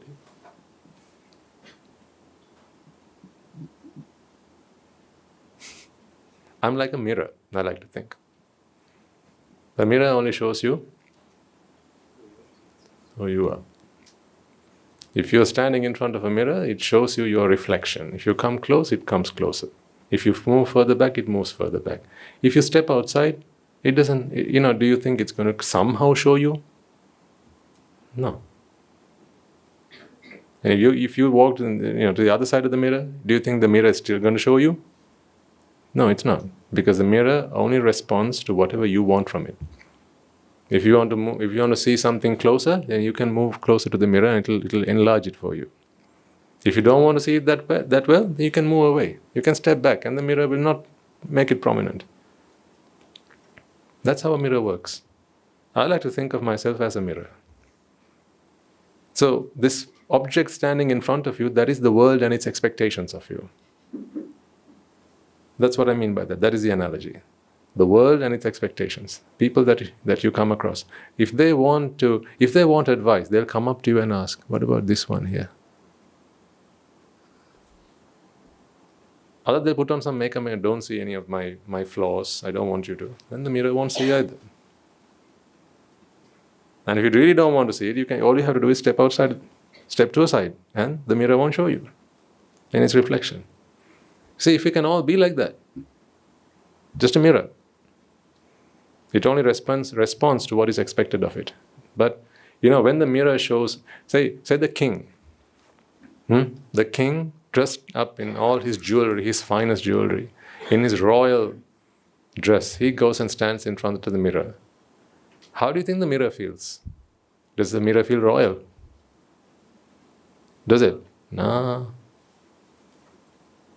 And the next day, a beggar comes and stands in front of the mirror. How does the mirror feel? Poor. No, the mirror is like this. It just responds like for like. What the world needs, it gives. The mirror does not take on a personality. If you can be like that, then you can take on the guise of a mother without being a mother. Just like the mirror shows the king, when the king comes and stands in front of it, it shows the reflection, the image, the mirror image of a beggar when the beggar comes and stands in front of it, right? It simply does its job. It simply serves its responsibility, sir. When the king stands in front of the mirror, remember the mirror does not think that I am a royal mirror. It does not do that. When a peasant comes and stands in front of it, the mirror doesn't think I'm a peasant of a mirror. It doesn't. I'm just a mirror. I want all of you to aspire to be that. Just be free. But take on the guise as and when it's needed. Even when you are an arahant. I mean, after all, that is what it is. An arahant is that. If you are expected to be a mother in a certain situation, be one. Find out what they need. What sort of a mother do you want me to be? Do you want me to be a stern mother or do you want me to be a loving mother? Which one do you want from me? If they want you to be a stern mother, be a stern mother. If they want you to be a loving mother, be a loving mother. You respond to what the world needs. If the world needs a father, be a father. When the world needs a brother, be one. So you see, you can play all these roles without actually being them. Don't internalize them. That's the problem. How do you not internalize it? To answer that question, you need to ask this question. Where does the internalization happen? Where? Exactly. It all happens in the mind, when the mind is ignorant. See, we always say, right, when you start listening to these Dhamma sermons, let the transformation happen within. Externally, be what the world wants you to be. The Dhamma has to make the transformation within. Internalize the Dhamma. The Dhamma is anicca, dukkha and anatta. And then you will begin to realize that you are nothing more than Rupa, Vedana, Sanya, Sankhara and Vijnana. That's all you are. How should Rupa be? Royal? Or a beggar? Internally you are just that. But outwardly, do what the world wants you to do. If they want you to dress up like a queen, then dress up as a queen. So what? That's what we talk about. You need not let go physically. It's mentally that the letting go needs to happen. After all, today you understand it's not letting go either. It's to understand that there was nothing to let go. Because there was nothing to let go. This is what you were. In every situation, you're still the same. All that happened was, you just simply erase this wrapper around you. That's all that happened. It's a thin foil. Just take that out. Because this foil takes on a different one every time you become another identity. When you are a mother, you are a mother. Like I said, when you are When you're at the club and the dancer walks up to you, in that moment, the last thing you want to be is a husband. Because it makes you feel guilty and you don't like that guilt. If you're a good husband, you feel guilty and you don't like that guilt. If you're a promiscuous one, perhaps, then you don't care. Then you don't care. But you don't want your wife to find out either. But how's the wife going to find out? It's because you're a husband and she's the wife. If you weren't the husband, then there's nothing to hide, no matter who finds out. The same applies if you are, if you are a child, that you are the son. You don't want your parents to find out certain things. You don't want your mother to find out. You don't want your father to find out. See, now you have to be very careful about what you do. Always living in fear. Because what if my father finds out? What if my mother finds out? I'm not saying that's bad, because that is good restraint. It keeps you good. Right? That is good. That's brilliant, and we need it. We need that. Until the mind is tamed, right? Fear and shame for bad deeds, misdeeds, evil deeds, and sinful things is essential. We need that. That's why we observe the precepts. So we take on shame and fear of bad deeds. Sabba papa sakaranang is that. You don't need to give that advice to an arahatan, one say. But until the mind is tamed, until sacitta pariyodapanang happens, you need that advice. It's good advice. But you know that there are times in life where you fear, what if my dad finds out? What if my neighbor finds out? What if my boss finds out? Sometimes, people there at the workplace, they're on the internet, they're using their phones, they're doing this, that, or the other. They're taking trips while they're during their office hours, going here, there, wherever. You know what those wherevers are. And hoping that the boss doesn't find out. Because in that moment, they are a worker. Is this bad? No, you need that restraint. That's not what I'm talking about. That restraint is required. At least because of that, people refrain from doing bad things. At least because of that. But that is not why people should not do bad things. Why? Because someone's watching. Oh, how sad. I'm good because people are watching me. I don't engage in sensual misconduct because people are watching me. Someone's going to find out and then that's going to be the end of me. People are going to burn me alive. Is that why? No, you're going to be burned alive anyway. Because they're watching from above. How can you hide them? Or hide from them? By they, who do I mean? The heavenly deities. No, I mean karma and vipaka. That's watching. You can't hide from that. How can you hide from karma and vipaka when you are the one who's generating the karma? You're generating it right now. So how can you hide from it? It's there. You're doing it right now. So that is the one thing you cannot hide from, because it's happening right now. It's there when you're doing it. You and karma is there when you're doing it. So there are two witnesses to every deed. Aren't there? You and karma. It's always there. Always two witnesses.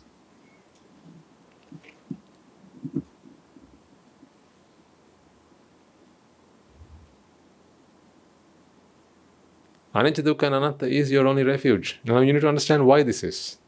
I hope it's helping you realize why anicca, dukkha, anatta and anatta are the only remedies to this problem. So like I said, it's good restraint to have your out of fear and shame. At the very least, you don't engage in misdeeds. But you live in fear. Because you are now a worker. And there's the boss who might find out. This fear is not because you're going to do a bad deed. This fear is because of jáyati. It's because of this wrapper. But of course, the reason that you want to do this bad deed is also because of the wrapper. Let's say, you are... Now I remember, when I used to be in the UK, there were some friends who got addicted to... Long story short, sometimes, when people, they are in relationships, they travel to other countries. and then they miss their partner. And then because technology is very advanced these days, there are various means in which you can satisfy yourselves. One of them are chat lines. You just ring a number and there's a voice on the other side. They'll pretend to be anyone you want them to be. I hope I'm talking to a mature audience, not kids. Our kids are okay because they're with us.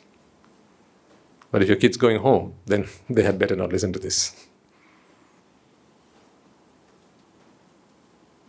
And then they ring a chat line. Right? On the chat line, at the end of that, there's someone who pretends to be who you want them to be. I can't share any more detail about that, but that's what it is. You are intelligent enough to work out what might happen next. Remember, these are people who wish to be with a partner, but they are 1,000 miles away, and now they're alone, they're feeling lonely, they need companionship.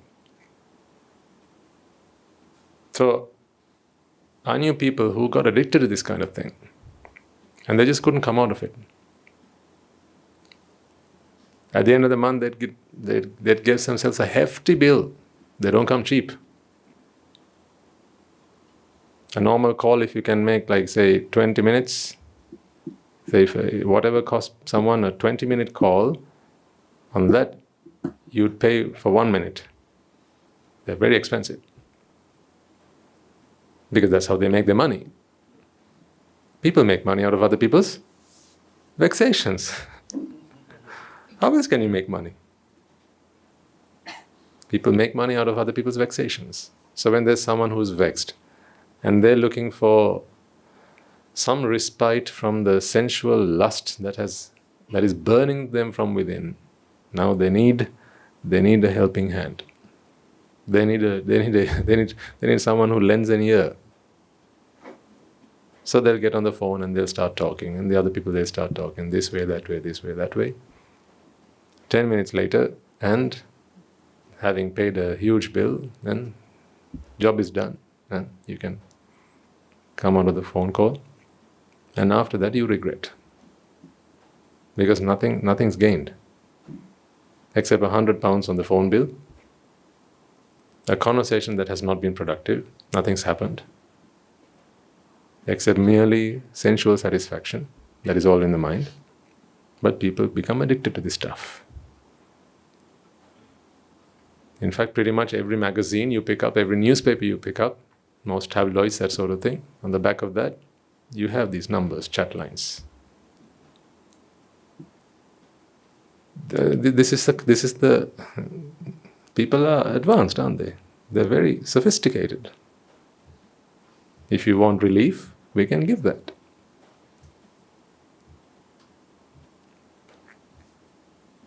And they pretend to be whoever you want them to be. If you want someone to pretend to be like an under 18, people have there are all sorts of things that they like. Their likes, their preferences are very diverse, right? Because whatever your drushti is, if you think that, a young girl is preferable, then that is what you want. So then there's a number for that. You ring a number for a young girl. If you want a granny, then there's a number for that. If you want a pregnant woman, there's a number for that.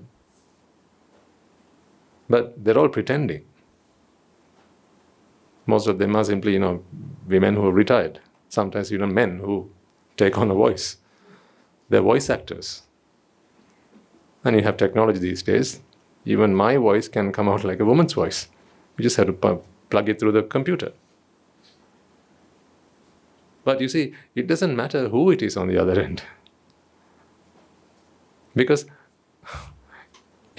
when you're talking to that 18, and I don't want to say 18 minus because our duas are 18 minus. That's how we refer to them. When you're talking to this girl who is below the age of 18, right? She's actually maybe in her late 70s.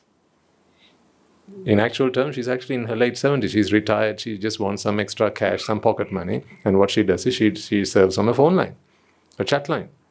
Right? But remember, this man who wishes to have the companionship of a young girl, where is this man created? Where is it created? In the mind. And where is the mind? On which end of the phone line? That end or this end? This end. So if the man is created on this end, the man who seeks the voice of a young girl is created on this end, then where should the girl also be created? That end or this end? This end. So does it matter who's on the other side? No.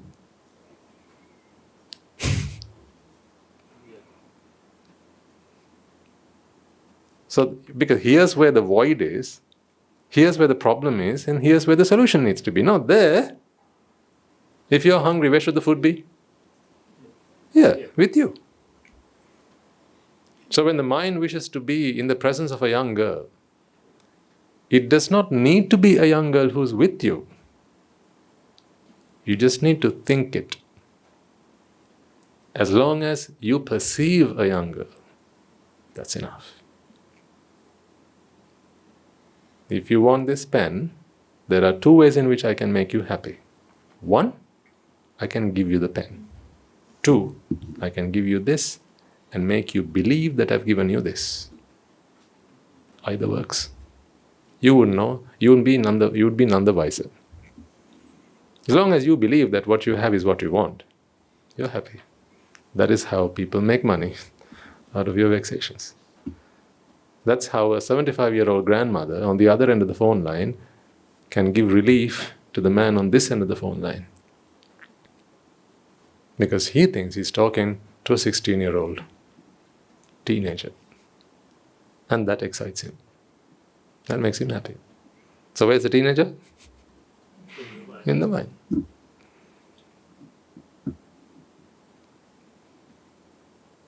So where's the man who wants to be the teenager? That's also in the mind. What a pity. And some people,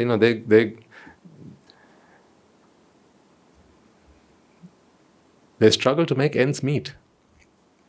And they struggle to win their daily bread. But because of their addiction, they can't give up.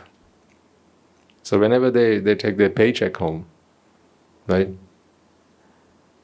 before the end of the month, the money's gone. There's always month at the end of the money, not money at the end of the month.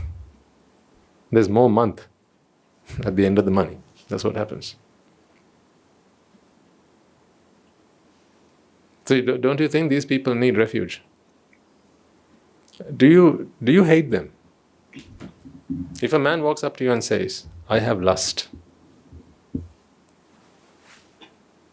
what is your response?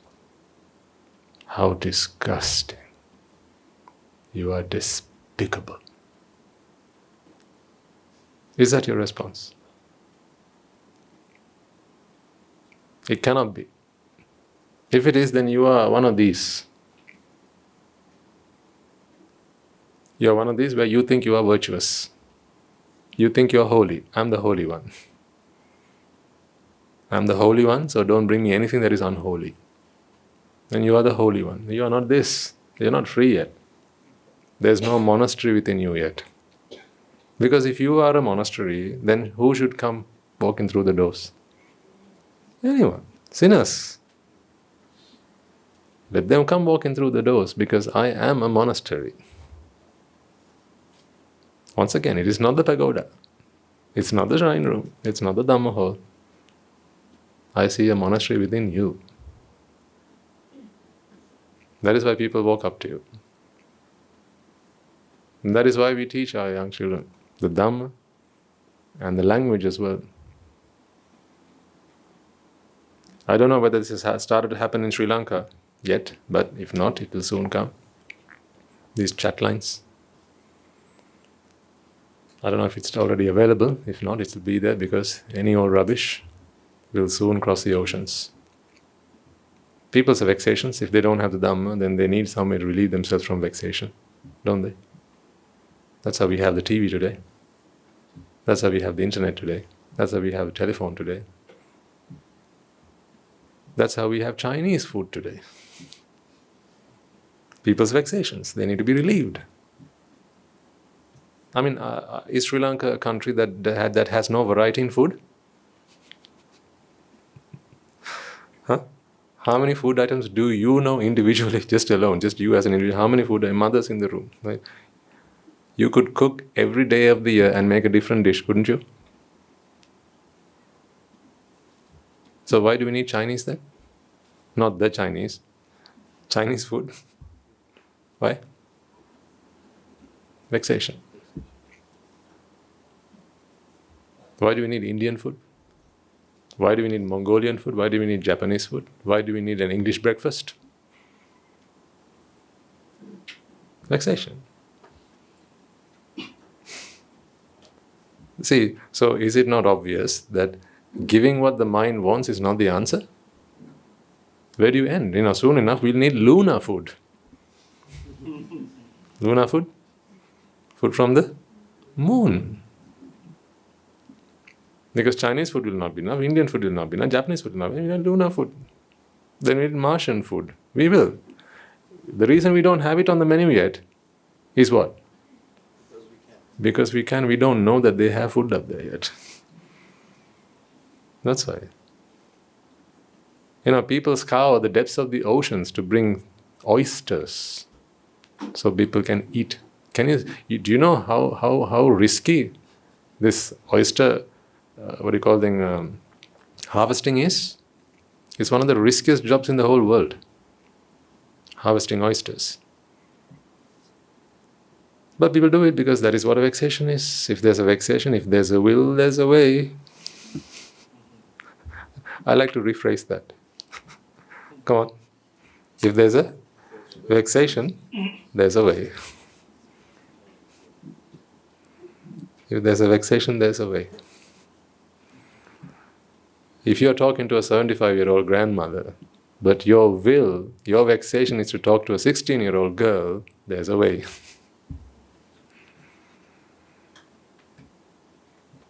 You just close your eyes and you pretend.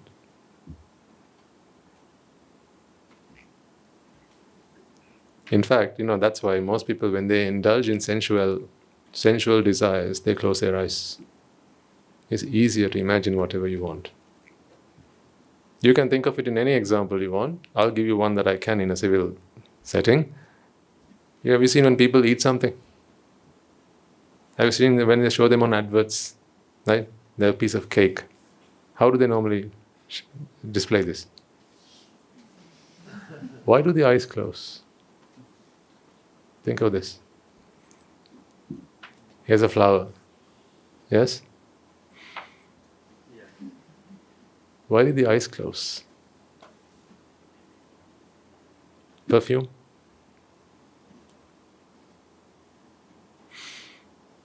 Why did the eyes close?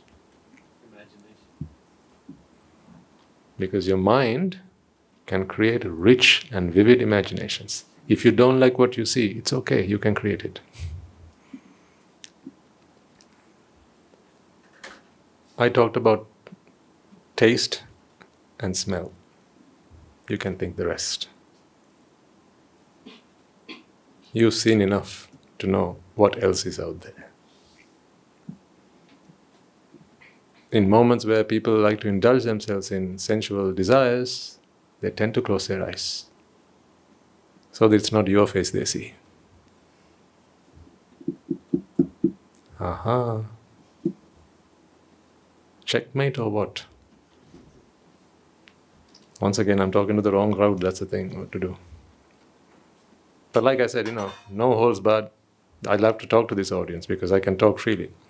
Maybe 5 minutes of this sermon you can probably put online this week. The Namaskara. So in case I forget to do the Namaskara, please remind me, because otherwise we'll have nothing to put from a Saturday sermon. Don't you feel an immense sense of joy that this is the nonsensical fantasy of a world that you have come out of?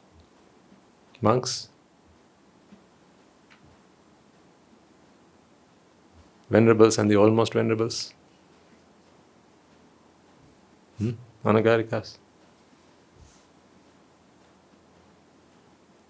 Savakas and Savikas and Vesis, Upasakas and Upasikas.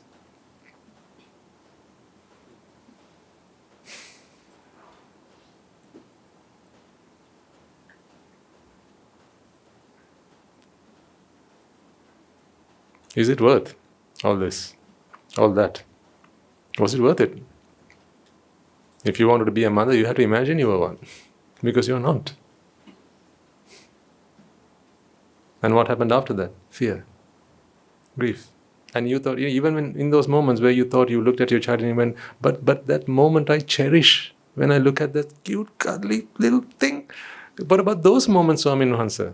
Yes, pleasure is simply relief from vexation. Once you get that into your head, then what else is there? What else of value is there? As the Buddha says, the only reason that people keep going through in samsara is because of this pleasure. But the reason that people come out of samsara is because they understand the fallacy of pleasure and begin to realize the consequences of going after it. I mean, it's a double whammy. It's not just that pleasure is fake, but there's also the consequences. There's also the consequences. Not just one. Yeah? It's not just that pleasure is fake, but there's also the consequences on top of that. I mean, if it was simply that pleasure was fake, but there are no consequences, we can perhaps make our minds up. Harmless pleasures. But they're not harmless pleasures, they're all harmful pleasures. All harmful pleasures. Then just take a very simple example. When you think you like cake, right? Have you not seen people stuffing themselves with foods that they're not supposed to be eating? But they keep on doing that, keep on doing that, keep on doing that, until they're too big for themselves. And then along after that comes the heart attacks and the pressures and the blood sugars and all this and that and the other. And people suffer. See, not just that cake has no pleasure, but there are other consequences. I mean, if it was simply that cake was, there's no deliciousness in cake, it's just cake, but you don't have the consequences, the baggage that comes with that, then at least we can make our minds up. We can forgive ourselves, but not so. That's why I say it's a double whammy.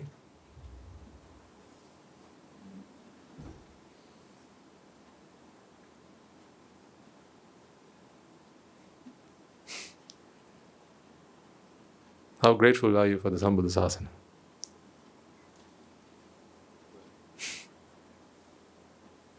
The truth, reality. To our teachers who opened our eyes to see things as they are. To the teachers who woke us up from our dreams. The nightmares that we used to live in. Thinking that I was a happily married husband, and then there was a wife, and then there was children, and then I'm a brother, and I'm a sister, and this is my mother, and this is my father, these are my friends. I'm a community leader. I'm the boss, and these are my workers, my colleagues.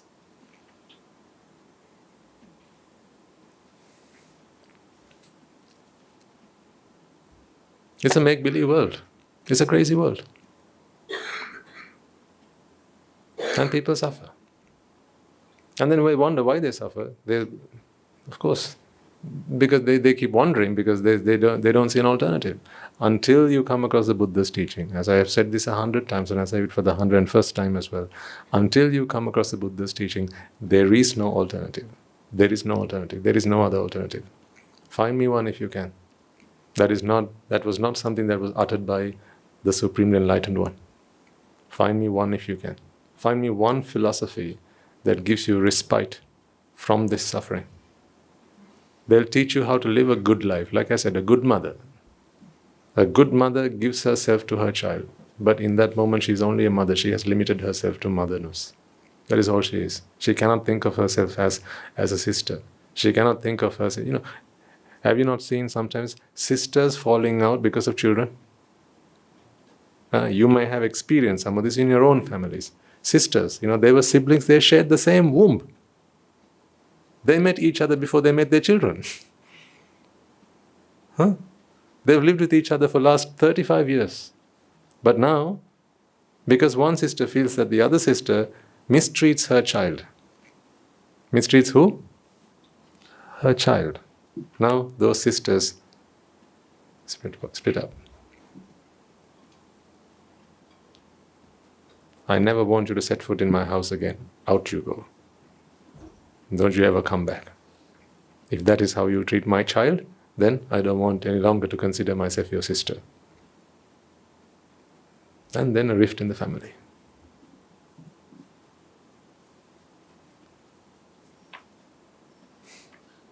Why? Is sisterness not holy? Is that not sacred? Is sisterhood not sacred? Is it only motherhood that's sacred? Isn't brotherhood not sacred?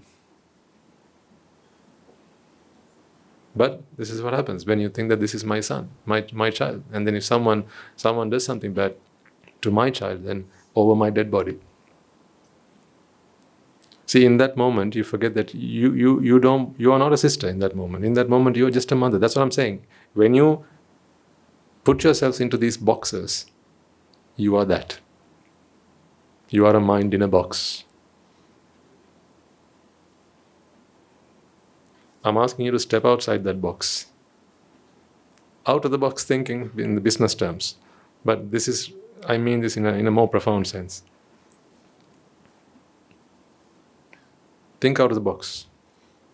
The box that you create for yourselves. Now, this is not just some old jargon. Think outside the box. This box that you have created for yourself.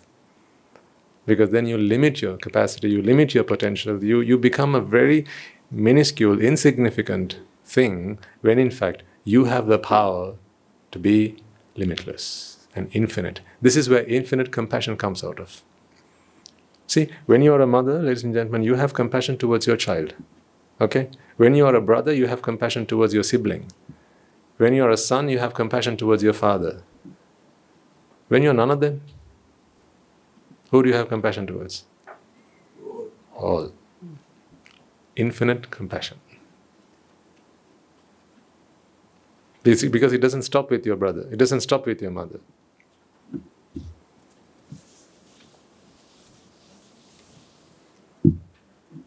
This is what happens to people. I'm here.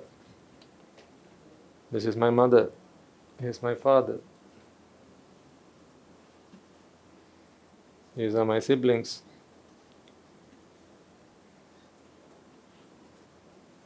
Here are my friends.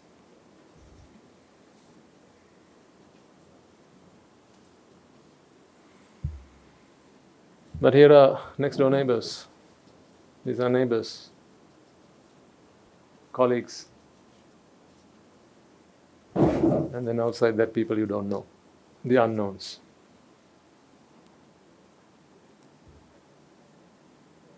Your compassion only spreads so far.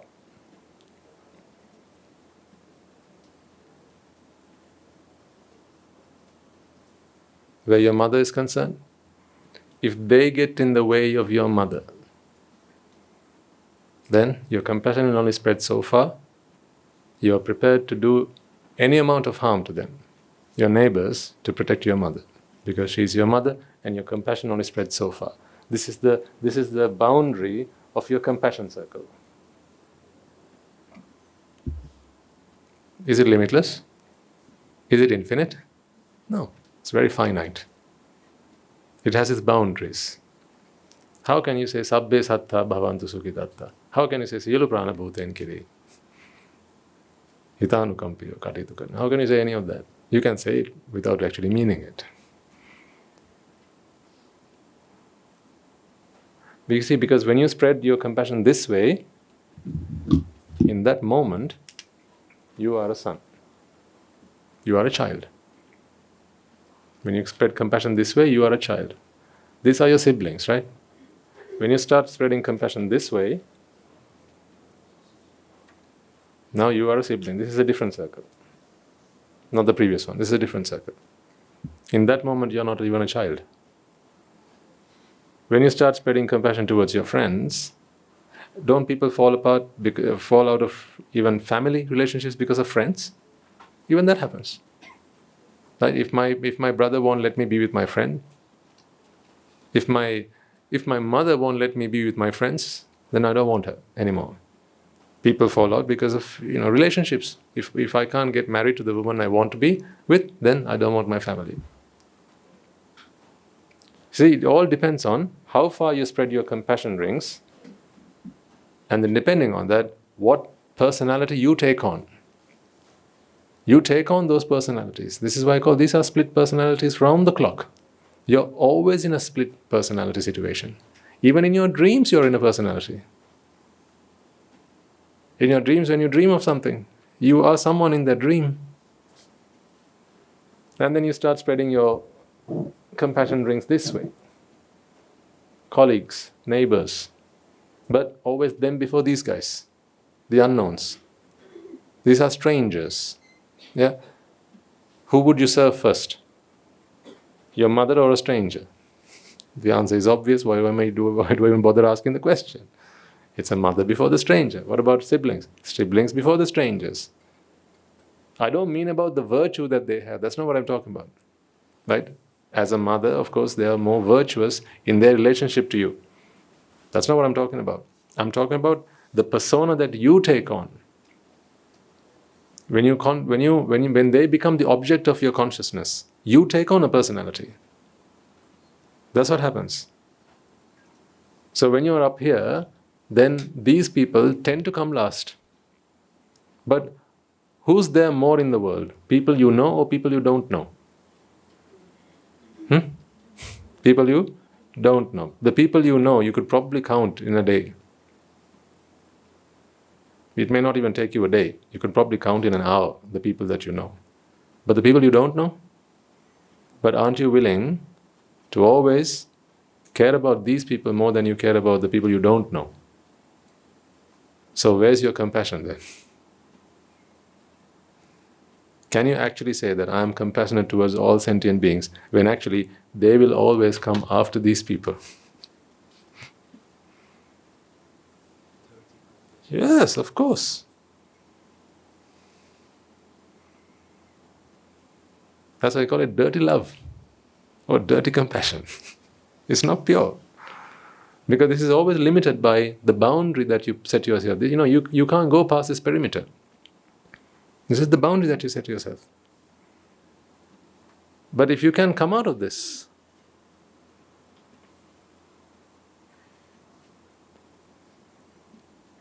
now they're all the same. Remember, it's not about who they are to you. It's about who you are to them. Inside of you, who you are. Who you feel you are. It's who you are that determines who they are to you. First of all, you have to take that on. Before you go and ask a girl out, you have already become a prospective partner.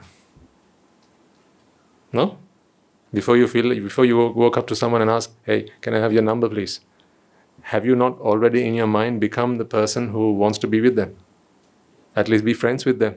Yeah? So you see, that's why you take on that persona first and then you approach them. That's how you make friends. You first, you become that initially, and then you expect the same from the other side. That's why when they don't give it to you, you're disappointed. When you ask, what do you expect them to? Concede. You want them to reciprocate. You want them to give whatever you ask. So in your mind, you have already become someone who is deserving of it. You think you have. That is where the expectations come in, and that is where the disappointments fall. So do try and step outside of this. How?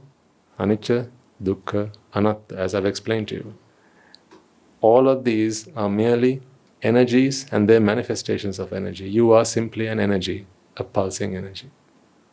That's all you are. A pulsing energy. That's all. But this energy can take various forms. Add in the spices, add in the ingredients. Take on the guise of a mother. Don't become one. So to all mothers in the room, I invite you. Take on the guise of a mother from here on if you can. Without being a mother, take on the guise of a mother. To all fathers in the audience, I invite you. Take on the guise of a father without being one, so that no matter who comes up to you and expects a fatherness from you, you can give it. See? That's what I'm talking about. Anagarika Mahatmya Sasila Shavikam Anyos. Right? When they go to the noble huts and they look after the children, they may not be biological mothers. Those dreams they gave up long time ago when they wanted to actually become mothers to all. Now, whichever child walks up to them and wishes motherness, they give it. That's taking on the guise of a mother. But they can go to sleep at night, not worry. Because they are not a mother. They take on the guise of a mother. But a mother who has become one, they can't sleep at night. They live in fear. That is why today one Mahatmya goes and she's the mother. Tomorrow another Mahatmya goes and the one who went previously, she has no problem with that. Shall I say that again? Today one Mahatmya goes and she's the mother. Next day another Mahatmya goes and she's the mother. This one has no jealousy. This one has no problem with that. But just imagine if your child walked up to someone else and said, Amma. Just imagine for a second. If your child walks up to another woman and says, Amma, that will tear you to pieces. You know, every mother wishes to hear the words Amma from her child, looking at her in the eyes. What if she said that to a nurse? Or a random woman? No, you want that special moment to enjoy for yourselves because you are a mother. Who suffers?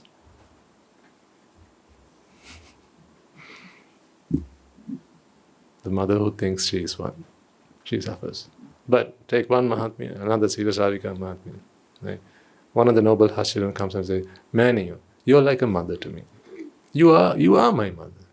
She says, okay, Buddha, have you done your homework? Are you well? Are you keeping well? Are you being virtuous? Have you observed Sil today? Yes, okay, right. That's his head, walks away. Another man comes the following day, and he walks up to her and says the same thing. She doesn't watch like CCTV cameras to make sure that he didn't go around saying this to everybody.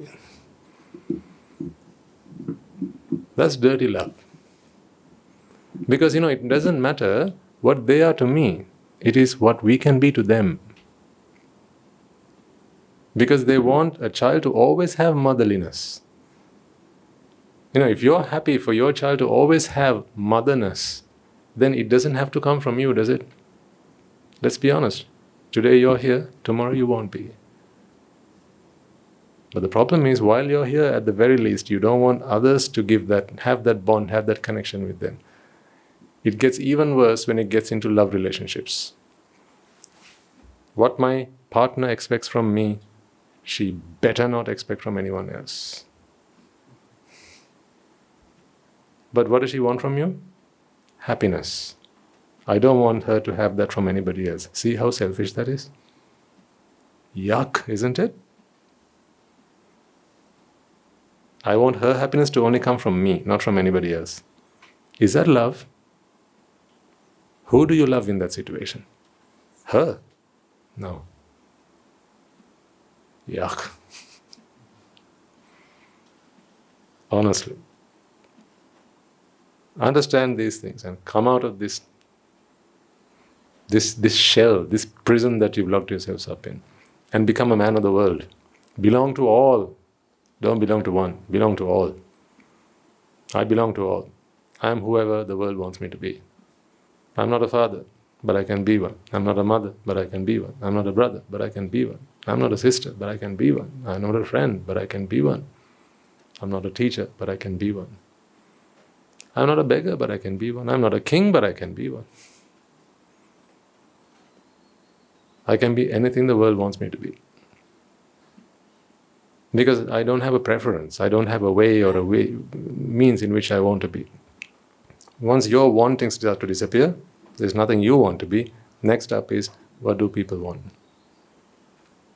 More than that actually, what do they need? Not what do they want, what do they need? So just because someone walks up to you and says, "Can I watch TV, please?" That's what you want, but what you need is a Dhamma. Sit down. "Can I have a choki, please, Puta?" Although that's what you want, that's not what you need. Sit down. First listen to me, then I'll give you the chocolate. Then they walk away. Half for somebody else, and the other half for me.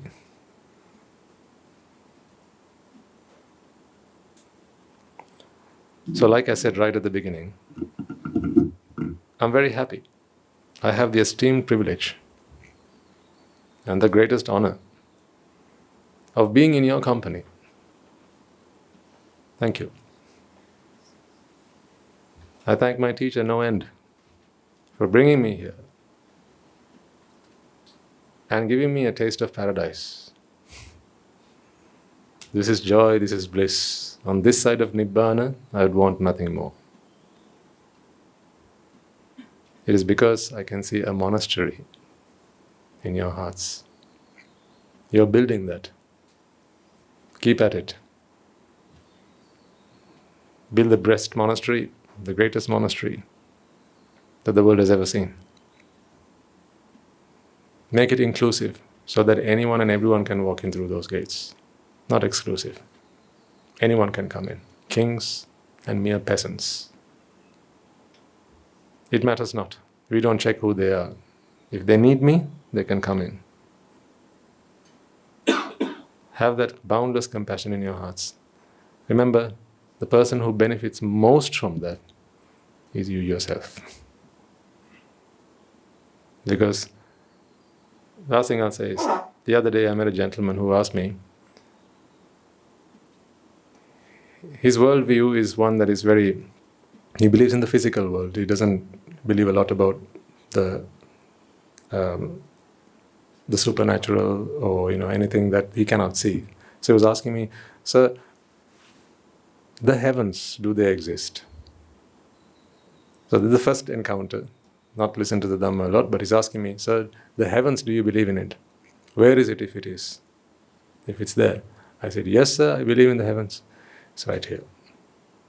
Why do people go to heaven? To be what? Happy. If people go to heaven to be happy, where there is happiness, what should that place be called? Heaven. Sir, I'm very happy. So I believe in heaven. I'm in one. I'm in heaven. You can't deny that. Now tell me, no, heaven doesn't exist. Prove to me that heaven. Prove to me. Understand the Dhamma, then you understand heaven exists.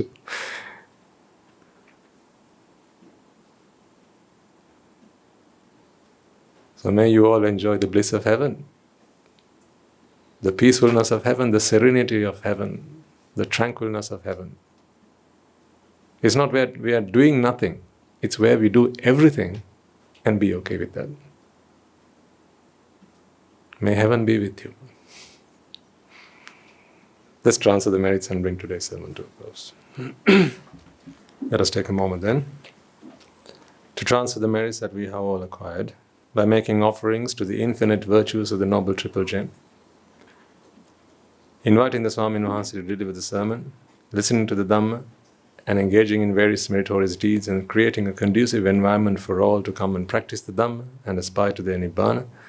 First and foremost, let us remind ourselves how incredibly fortunate we are to be in the presence of the Noble Triple Gem and to have the association of the bhikkhus and the bhikkhunis, upasakas and upasikas who have since time immemorial projected and preserved the sublime teachings of the Buddha and passed it down through generations of the noble lineage in the form of the Tripitaka, which is thankfully available to us today to study, understand and comprehend the Dhamma.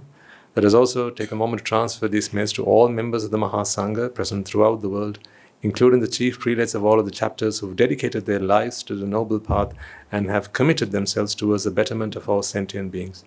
Let us take a moment to transfer these merits to the monks and nuns resident in your local temples and nunneries who have always been by your sides through thick and thin, come rain or shine. Let us also transfer these merits to my teacher, Guru Swami Vahanse, as well as all the monks resident at the monastery and the anagarikas and anagarikas attached to the monastery. Let us also take a moment to transfer these merits to those who make great efforts to disseminate the teachings of the Buddha, be that by transliterating these talks, sharing them out with others or inviting others to join them.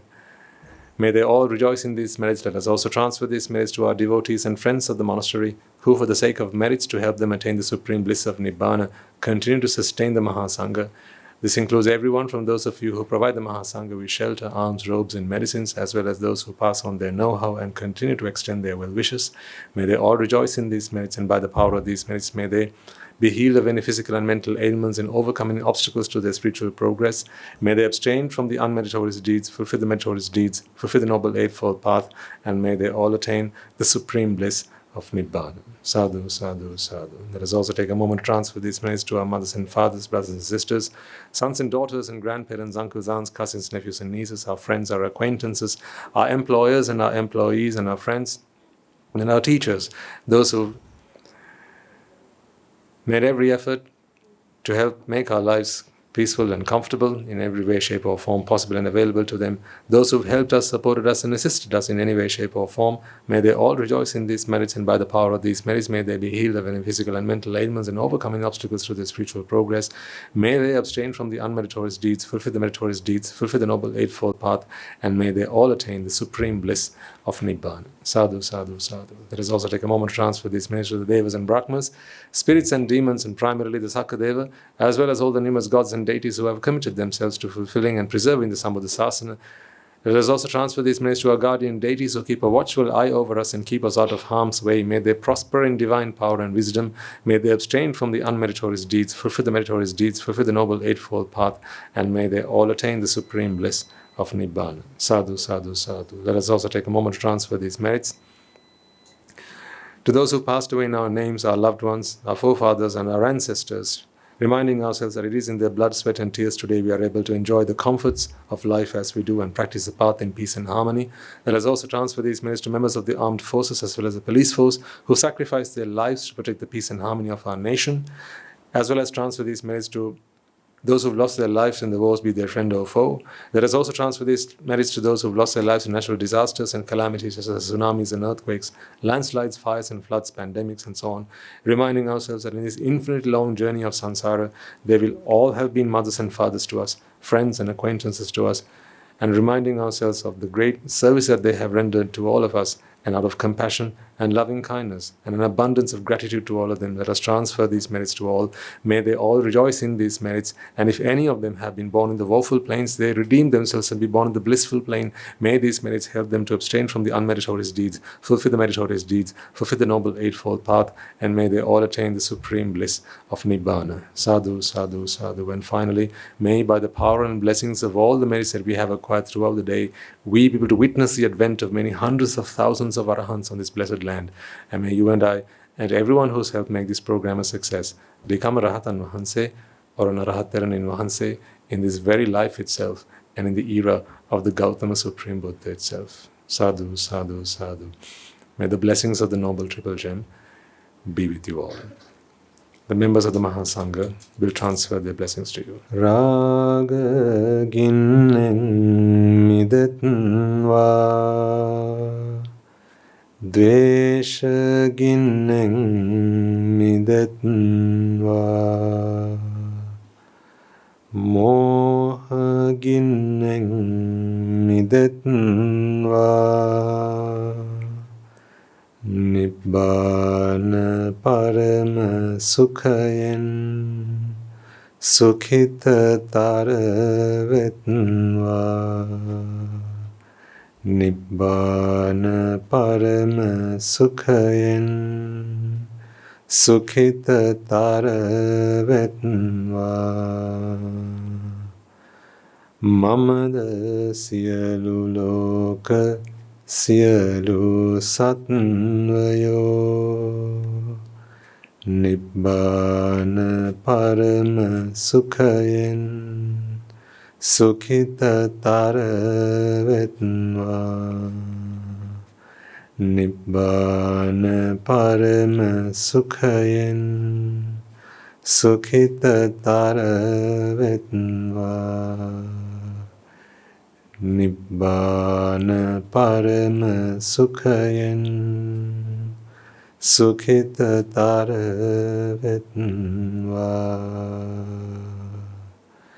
Raga gini niveva ද්වේෂගිනි නිවේවා මෝහගිනි නිවේවා නිවන් සප ලැබේවා නිවන් සප ලැබේවා නිවන් සප ලැබේවා තුන්වන්ගේ සුවිසි අනන්ත මහා ගුණ බෙලෙන් සීල ලෝක සීල සත්වයෝම නිබ්බාන පරම සුඛයෙන් සුගතතර වෙත්වා සාදු සාදු සාදු